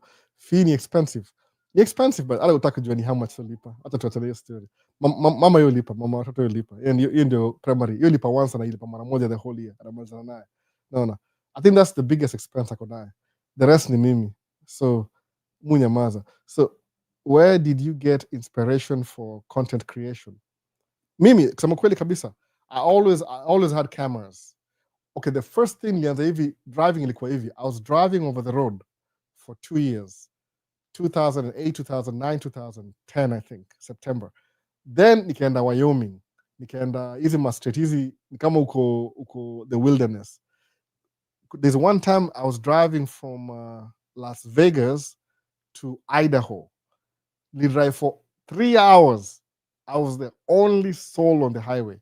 Hakuna state trooper, hakuna anything. Nikadeliver place ilikuwa na waterfall. The lake was so clear, nikasema I'll buy a camera. Nikarudi home, nikachukua camera na credit card. Started taking pictures. I have those pictures this day, by the way, surprisingly. Ile tu, I don't know how to tell the story, but niko hizo pictures za kudrive on the highway. Then nikapick camera. Ilikuwa kama inaitwaje, Canon something, power shot. Started taking pictures. I could do videos. So to do videos, I had to learn how to do videos from so many inspirations. One of my biggest inspiration ya YouTube content creation ni Casey Neistat. Yeye ni msalisema alinyaka kwa map kabisa. Naona his kids are same age as my kids, so mu document my kids from the time they are born, okay, grow up, mu document everything about my kids. So history ya camera, okay, kusema kweli kabisa, the whole thing ya camera recording is to record my kids. That's it. Ingine, yes, live stream itu ni ile extra. This is why. Ni extra too. The camera purpose, my kids. Blackmail, for future blackmail. Oh, you know what? I'm gonna post your 2-year-old photo with a diaper on Facebook right now. Wanakuja. If you don't come for Thanksgiving, I'm posting all your childhood photos. What? I'm gonna be there tomorrow. Blackmail, future blackmail. Toto. That's why. So nisema, I've been documenting my kids since they were born. At least all of them. No. Wote kabisa. Hata mu cheka sasa nikiziangalia. So niko na memory videos alone, I think so far niko na, how many videos do I have? Niko na terabyte, terabyte. 60 terabytes of video right now. 60 terabytes video to this day. Plus the YouTube na kila kitu. So that's why I started recording. This live stream, this is extra. No, extra. Extra kabisa. So that's why. But Casey Neistat is my inspiration in your video. No. Ushaleta watoi Kenya. Bado, they're too young. The 2-year-old, one she's like 4, maybe. No. Hulda Hazley, I truly appreciate your content education. Our people about educating our people about the realities of Maisha America. Thank you, Hulda. Unajua na feel you're making me feel uneasy. Hulda ni representative of Minnesota district what? Naona, huyu ni mheshimiwa hapa hivi. Naona. Kampeni ya chini ya maji. You're not on my district, but I still do. No, I still do. Lazima tuambie watu wajue hizi vitu. So you can have more representation. Umeona? If you need an interview nikuje uambie wase. I'll love to. I'll bring my cameras over. It'll be a pleasure, by the way. So AK, by the way, you're inspiring people in other countries as well. Yeah, I know Tanzania, muangalia statistics. Tanzania, kuna Rwanda, Burundi, Uganda, any Swahili speaking, hata Congo kunaye. I know that. Ile tu Kiswahili yangu si mzuri. South Africa pia. No. How to survive abroad. Nilisema hivi, the best thing I can do ni ile my own perspective. Juni Morgan very positive. I don't really dwell on the negative. Don't have time for that. Life is too short to dwell on the negativity. So positivity, this is what it is. So avoid any negativity will always be there. My glass is always half full. period. No. There's content in the glass, half full. So I don't really care about the half empty. You need unfulfilled dreams, which I have unfulfilled dreams. Because DJ unit hapa hivi.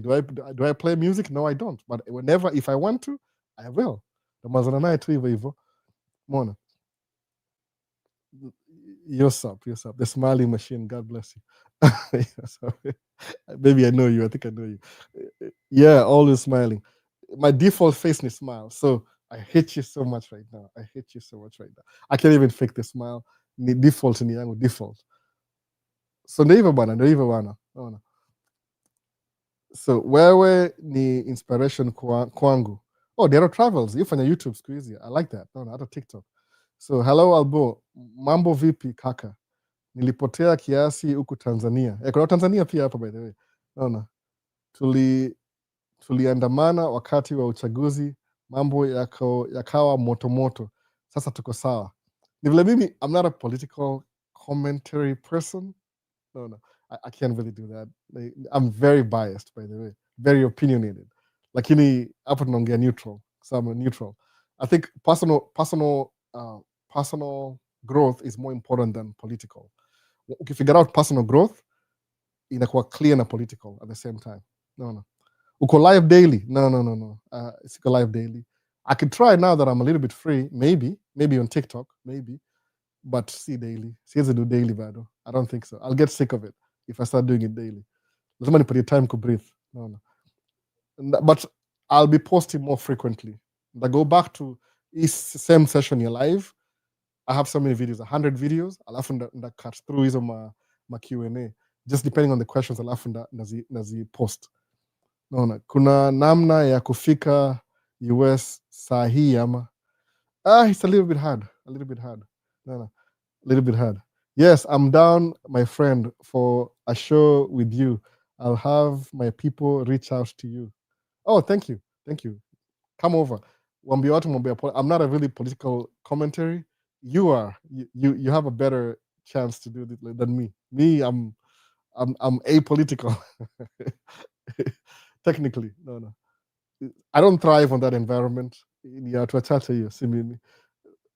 watch the interview. Yeah. Niko na video zake, by the way. If you want, I can. I don't want to out you though. Niko na video zako kadhaa kwa Lina's book launch. Ulikuwa huko. Kuna video huko hivyo.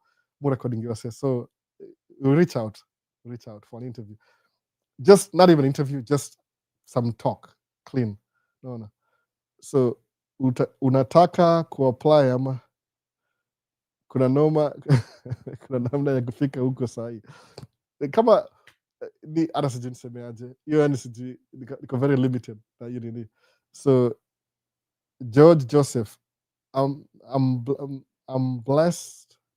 The first 10 people who messaged me had time. Let's step into overflow. I don't know what that is. I don't really know what that is completely. I have no idea. So we'll watch the interview. Sasa itakuwa poa sana, by the way. I won't even have any questions. Atawambia tu you can ask her the questions and ndamweka kamera awajibu kila kitu. I'll explain you how the system works. No. Yeye anakauka hivyo. Hao ndio ma legislature. So she'll tell you everything. No. Okay, good luck with moving to the US from Dubai. Itakuwa poa. No. Host, make flyers about the talk and interview. You want me to make flyers? Don't get a date bado. We'll plan it out. Maybe itakuwa wapi. Alafu send the questions you want to ask her. Sabu Hulda ni lawmaker. No. Hopefully Minnesota senator in the future. Hopefully president. Man, I don't even know. The sky is the limit. No. Hopefully. We need representation. Sasa nimeweza kuongea, naona nimeweza kuongea sasa, sitaki kuongea sana, tuachie tu hapo. So nini nyingine?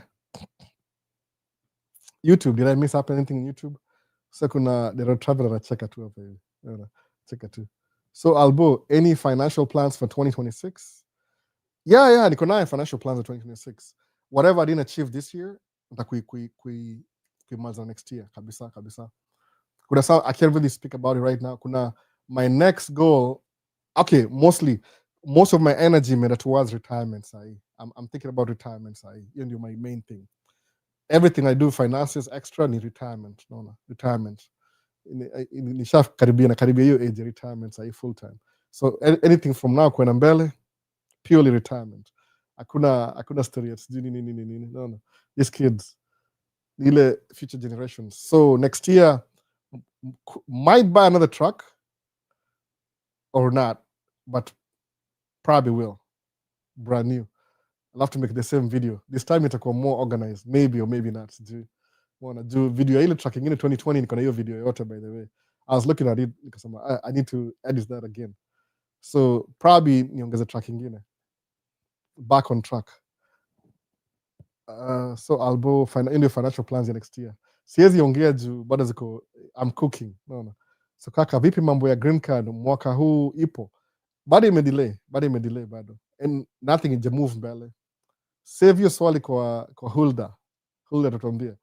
Minnesota representative atatuambia exactly. Yeye ndio lawmaker atatuambia what's happening. Umeona? So hapa sema nini nasema Museveni is inviting you all to join his swimming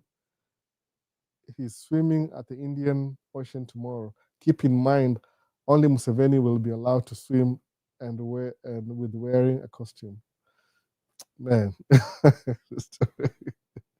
you guys, I'm not the one who say. I'm just reading the thing. I have nothing to do with that. Have you heard of Rhythm Heavens? Probably not. I don't think so. Probably not. I can look it up if you want me to. Rhythm Heavens. What's that? Probably not. Not a good idea. So tomorrow's live, bana. Any more questions?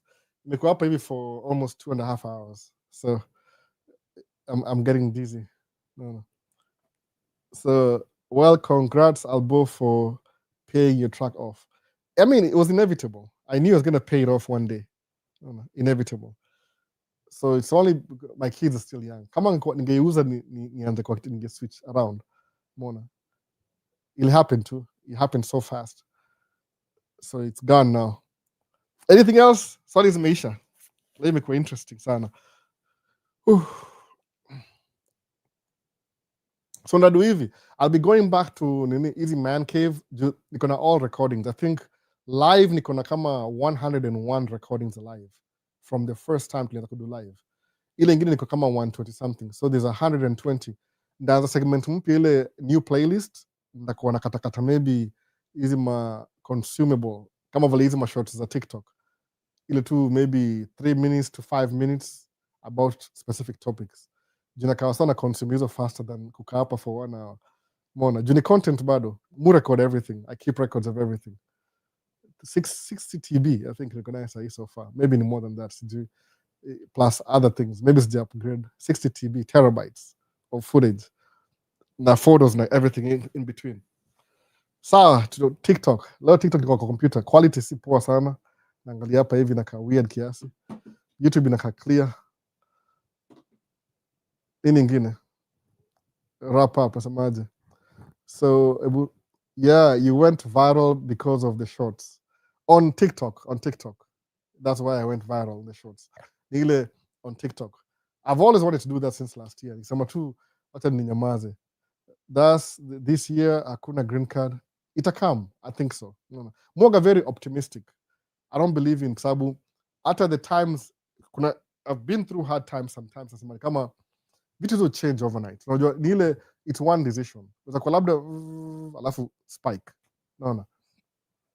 Sikujua kama people will watch my videos on TikTok za 2 years ago, by the way.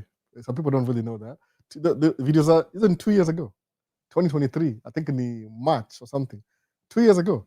Sema tu, let me experiment. Let me try and cut them in small pieces. Nizia TikTok. Alafu ziko endless. I'm sick of it. Yani, must spend time edit sama, okay, from this section to this section, like kata. It's a lot of work, but it's okay because I'm not that busy right now. I mean, keep busy the last 2-3 days. So niko ahead. Kama niko na videos on TikTok every single day mpaka Friday. Already, good to go. I don't think they'll go viral. Maybe they will, but it's a change. They're gonna flow too. I don't look for viral, by the way. Musema tu ni ile ina capture ile message ile. What was I trying to say exactly? Alafu na post hivyo. 2 years ago. See the juicy. Maybe that doesn't imekuwa. So basically nimefigure out for at least a week, nimefigure out algorithm ya TikTok before it drop off anyway. YouTube ilikataa kabisa YouTube. I still have the 10K cameras they patiana. No. So mesema hivyo. So that's how we find you. Or from TikTok. Yeah, imekuwa the last few videos zina blow up. Na amka asubuhi naona mu post kama jioni na amka asubuhi napata what's happening? Did somebody hack my account? No. Budi angalia sahi tena, hata sijaangalia. Ina grow haraka sana, yani mpaka nimekuwa very surprised. Oh, ime slow down kidogo. Thank goodness. Ime slow down kidogo. It drives me crazy now. So, I mean, I'm not even doing anything. Nachukua tu video moja ya 2 years ago, alafu na watch, chop into small pieces, naeka kwa ile caption software, post it. No. So, no, you look good. That's how we found you. Okay, you look good. Why you don't usually invite guests streaming? I don't have time. Houdini, I don't have time. Invite me in your live, I'll come. Because I have kids. My youngest is 2, then 9, then 11, then 15. I have kids. Invite me in your live, I'll come.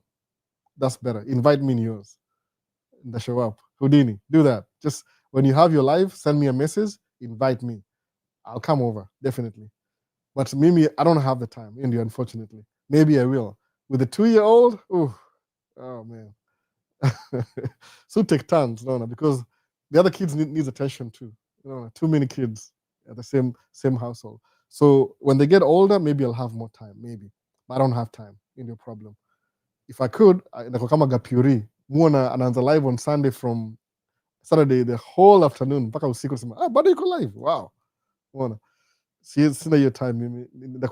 They have to eat lunch, dinner, kuna diaper changes, kuna sijui fighting, 2 boys. So much happens in the house.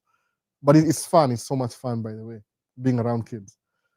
So let's wrap up 2025 in style. Albo 2026, make sure hizo track zako zipate a lot of money.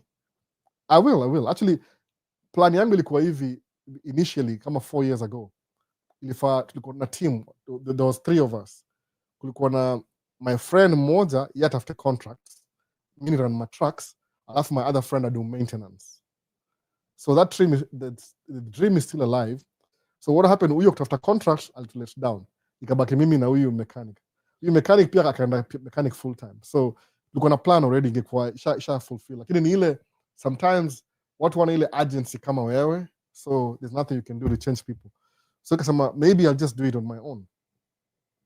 Partner wangu maybe ni wife sahi. I'm just going to do it with my wife to build this story pole pole. Bona. Alafu we make it work. So this year, ishajibia swali ya green card. So no one looks, no, you look good on the video.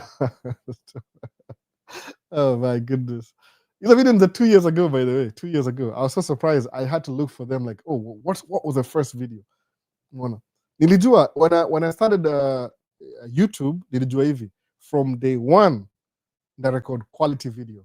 So any video that didn't make the cut, ndochana nayo. But now when I'm going back, I found some videos that I never posted. But they're equally they just need some work. So basically, no. So ndio hiyo basi. So why you don't usually invite, okay, shama za hivyo. Hope TikTok wana lipa poa. I don't know. I don't do it for the money, unfortunately. Kama za shanga. I don't really do it for the money. I've never take social media kama a money making machine. Unfortunately, sijui kwa nini. Actually, if I start making money on TikTok, ndasaidia wasa pate passport tena. Same thing. No. I don't really do it for the money. Ijaifika hivyo. Maybe it's the millennial in me. Am I a millennial or Gen X? Sijui. Niko borderline. Gen X millennial in me. I don't do it for the money. I do it for fun. I have cameras. So if I can share something that somebody else can pick it up, alafu aenda 10x, that's more fulfilling than making money on TikTok. No. I don't think so. Maybe it will grow into me later on. No. Hope TikTok wanalipa poa. I'm doing well on YouTube. See you sponsor. I'm doing well on YouTube. So you sponsor me with those cameras. The social scoop. I don't sponsor them. I'm using them. I use them. Oh, by the way, these cameras, I don't just use them for this. Mood record podcast za watu pia. I'm doing like, okay, there's some things I'm not supposed to disclose. Kuna watu mfanyia different. I work. Yani, if money was good, like if I had like enough investment, I don't have to drive truck or anything, I'll be making videos full time. By the way, hiyo ndio ile my heart. No. I like that. Una organize because mimi ni msewa behind the camera, see in front of the camera. This is just ini overstretch. Ini out of my no. Go search for Rhythm Heaven. Yeah, hii kitu naka questionable. These comments naka very questionable. Mona. Somebody wants to get some free publicity. No. Hello, hope you're doing great. Do you still meet up with Ibra? Ibra has 2 kids. So just knowing from my experience as a parent, itakuwa hard. Once you start having kids, unajiseparate. No. Because they take so much of your time. Lazima ukuwe present. Besides work, you come back to your kids every single day. Once uko na watoi, it's really hard. So na mimi nafanya live wapi? In-house. Si nje. No. In-house. But yuko poa. He's still doing good. Ibra yuko poa. Akona watoi wawili sahi. No. I know. Akiniuliza ngemwambia, oh yeah, I know how that goes. Mi tangu niko na hata mtoi wa kwanza, nikaanza kujiseparate na wase polepole. Wa pili, no, I spend more time either working home with my kids full time. No, una monitor wanakula nini, what games are they playing, inabaki hapo hivyo. So sahi social media, they only give me a few. Nishamaliza time yangu, hebu tuone. Yeah, I think I'm almost done. Sasa niko half an hour. So I have just escaped from Madare Hospital yesterday and took psychiatric phone with me. Yeah, so kind of jokes mingi. Oh man. Sijui semaje. Hebu tuone hapa chini. Na skip hiyo ingine. Albo, I hope next Sunday we discuss why there's a lot of second-hand cars, especially 1950s Toyotas. Where? In Kenya? Where? Niambie. Tell me about it. No. Tell me about it. Na nini hivyo. So semaje, monetize your social media platform. Houdini. How do you do that? How do you monetize? I'm yet to figure that out. No. Maybe I should figure out how to do that. But I don't do it for the money. I can go viral mashanga. Oh, how much does this guy make? Mujua intent. These goals. I have some goals. Jumushut na Sony system, Sony everything. Because the latest Sony FX2 ndio iko pale mahali FX2. So Sony system. So I'm learning how to do this, like multi-camera recording and everything. I'm learning. Itu ni bonus here. Wapi 1950s Toyotas, where? In the US? 1990s Toyotas? Are you sure? Wapi? Sijaziona kwa streets mimi mwenyewe. No. Sijaziona kwa streets kabisa. I haven't seen them. Sema, who's that in Madare? I don't really know. Ni kama maybe nataka publicity. Like I'm too famous to mweke juu amerepeat. Kama msana nataka get some word out there. Mtu like avoid.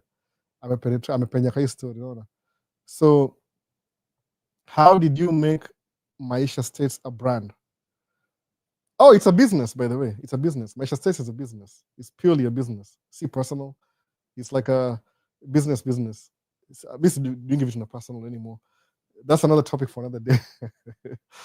I'll get there. Hiyo mambo ya monetize, I'll get there. But I'm still learning. Niko background, I'm learning how to do it. That's why I'm getting good at filmmaking, editing shorts, editing videos. Good visuals ndio mnoma kuniliko. Me, I'm just kind of like beginner. Musa manga, start before you're ready. Ile quote ya, what's his name again? I forgot his name. Think Media. Start before you're ready. Just press record. That's it. Unaanza tu unaanza, naona. So how can I get a sponsor for our football team hire here in Kenya from States? We are currently playing in a league 2. Please advise. I wouldn't really know that. You become an extra. I have to talk to people. Mostly, I spend more time doing this, raising my kids, and homebound, basically. Imagine sitatoka nje hao for 4 days because we have snow in the ground. So that's why. So kama Houdini, if you know how to monetize, let me know. This is how you do it, Albert.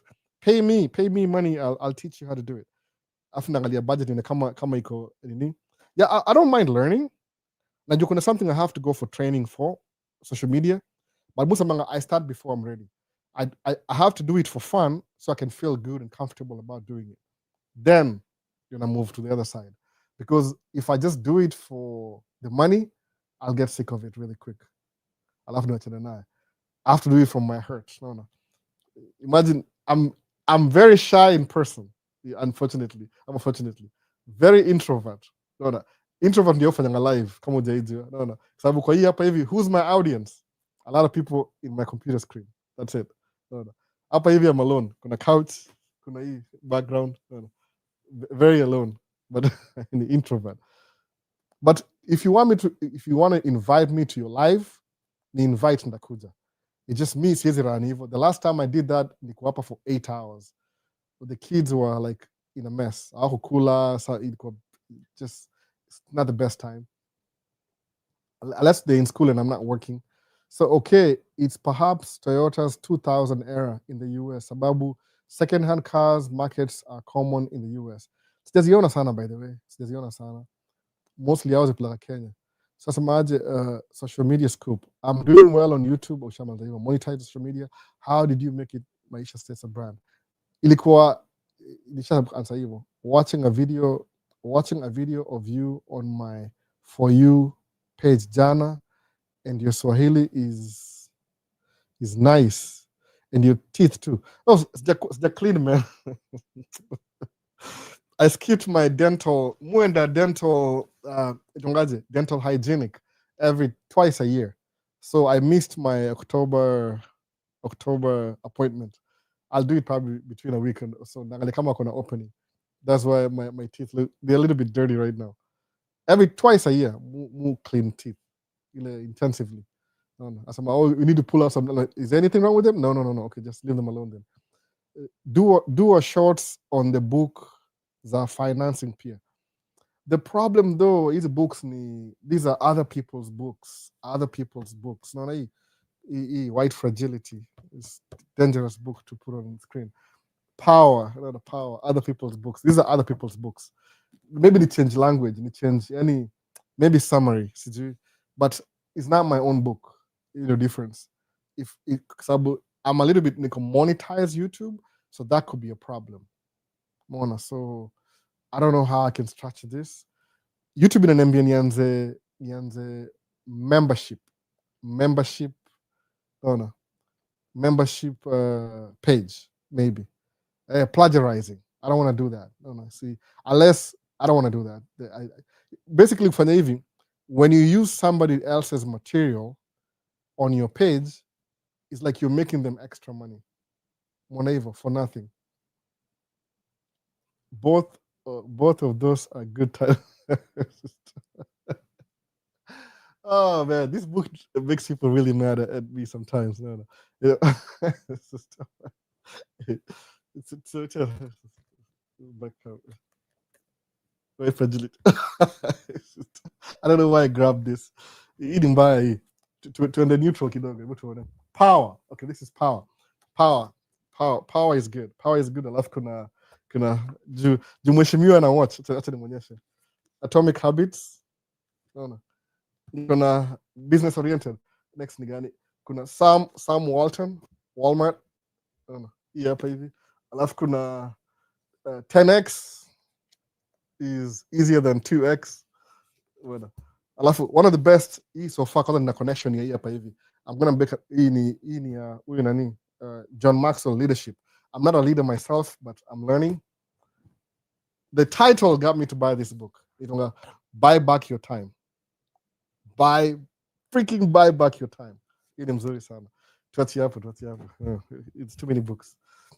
I'm hiding them hapa hivi kwa sababu naona kuna tornado upstairs. I shall mess up books kadhaa. So I'm Hulda, what's a book? Kuna ile 1690 project. I read that book. I was so pissed off. Like, oh man, it's driving me crazy. Nikawacha because I don't even antebellum period. Oh my goodness. achana naye tu. Unaona? Sijui yani sijui. I don't know why I picked that book, Fragility. No. If you can secure a US deal, then it wouldn't be Steve. Then it will be great. Nurturing a lot of great talent and financial consistency. I can't really support a team. That's too much responsibility. My kids take all my money. No. I have mouths to feed. My kids. Siwezi sahi.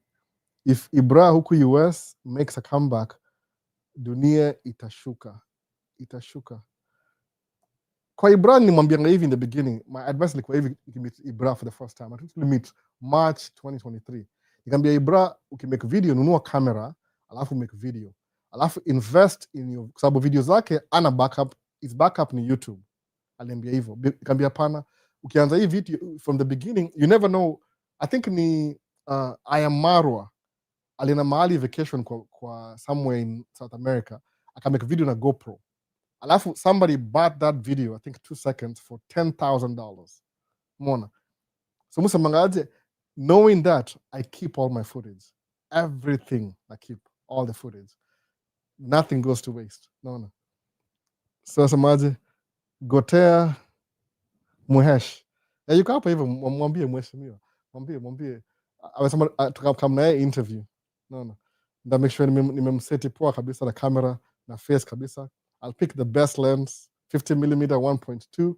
Nimeweke hapo hivyo to make sure background iko blurred. Nimeweke to back up microphone 3-4 times sababu iko very historical. I do videos, by the way. Mufanya videos. I'm not lying. Kuna video utaona pale nje, you never know I'm the one who did them, lakini utajua. I do videos. Other ideas zangu ni bigger than that. Ni vile bado sija figure out your story, but I know it's coming over. Oh my goodness, white privilege, fragility. This book. So tomorrow's live. Sangapi sai? 2. I need to get going. So kama uko na live yako, watakuni invite, nitumie inbox. Ndakuja. I don't mind. Kama ni una host, I'll join. Lakini ile mimi mwenyewe, the last time I got in trouble, nilikaa hapa 8 hours. Unless there's a huge winter storm in Minnesota, then I'll do it. No. How hard is the immigration process now with the current situation with Somalis? I don't think there's any situation with Somalis. You guys, man, what's wrong with you? Considering Somalis have Kenyan passports. Okay, it's an issue, non-issue. It's an issue, non-issue. Issue, non-issue. That's what I look at it. Maybe niko too optimistic, but it's a issue, non-issue, basically. No. Nile, sometimes you have to... No. Ukisikia kwa internet ni kama, it's like Minnesota is burning. No, it's really cold up in here, by the way. It's very cold. So we're not burning up. Very, very cold Minnesota. So that's what it is. Next nigani kuna siutume connect with the potential sponsor, please. Hata sijui, by the way. I don't know what to do. Sijui. No. What of Massachusetts? I don't know. Tomorrow's alive. So YouTube, anything, bless up. There are travelers. Tomorrow's alive, basi. Leo niko ndaanza na YouTube because TikTok iko kwa a different page. So, if you have any questions, by the way, leave them in the comment section below. Kama uko TikTok, if you totally missed the live, the whole, 3 hours, kuna recording. I think ndakuwa naye by next week on Friday or Wednesday or something. I don't know. They edit haraka. It's pretty quick. It's one camera. Really, really quick. So ukimiss hizi ma live, ziko available. All of them ziko available kwa YouTube, Maisha States. Page inaitwa Man Cave Talk. Man Cave Talk. Live inaitwa Man Cave Talk Live. Kwa utakuona zile ma Q&A na kila kitu. Unaona? So that's what it is. Kwenda mbele, ndatumia AI ku generate image yangu. No, I'm not going to do that. No. Bila believe in real connections. So tutaanza na YouTubers. Oh, see you. Peace. Wow. Tomorrow's live basi, tutaanza na YouTube kwanza. End live.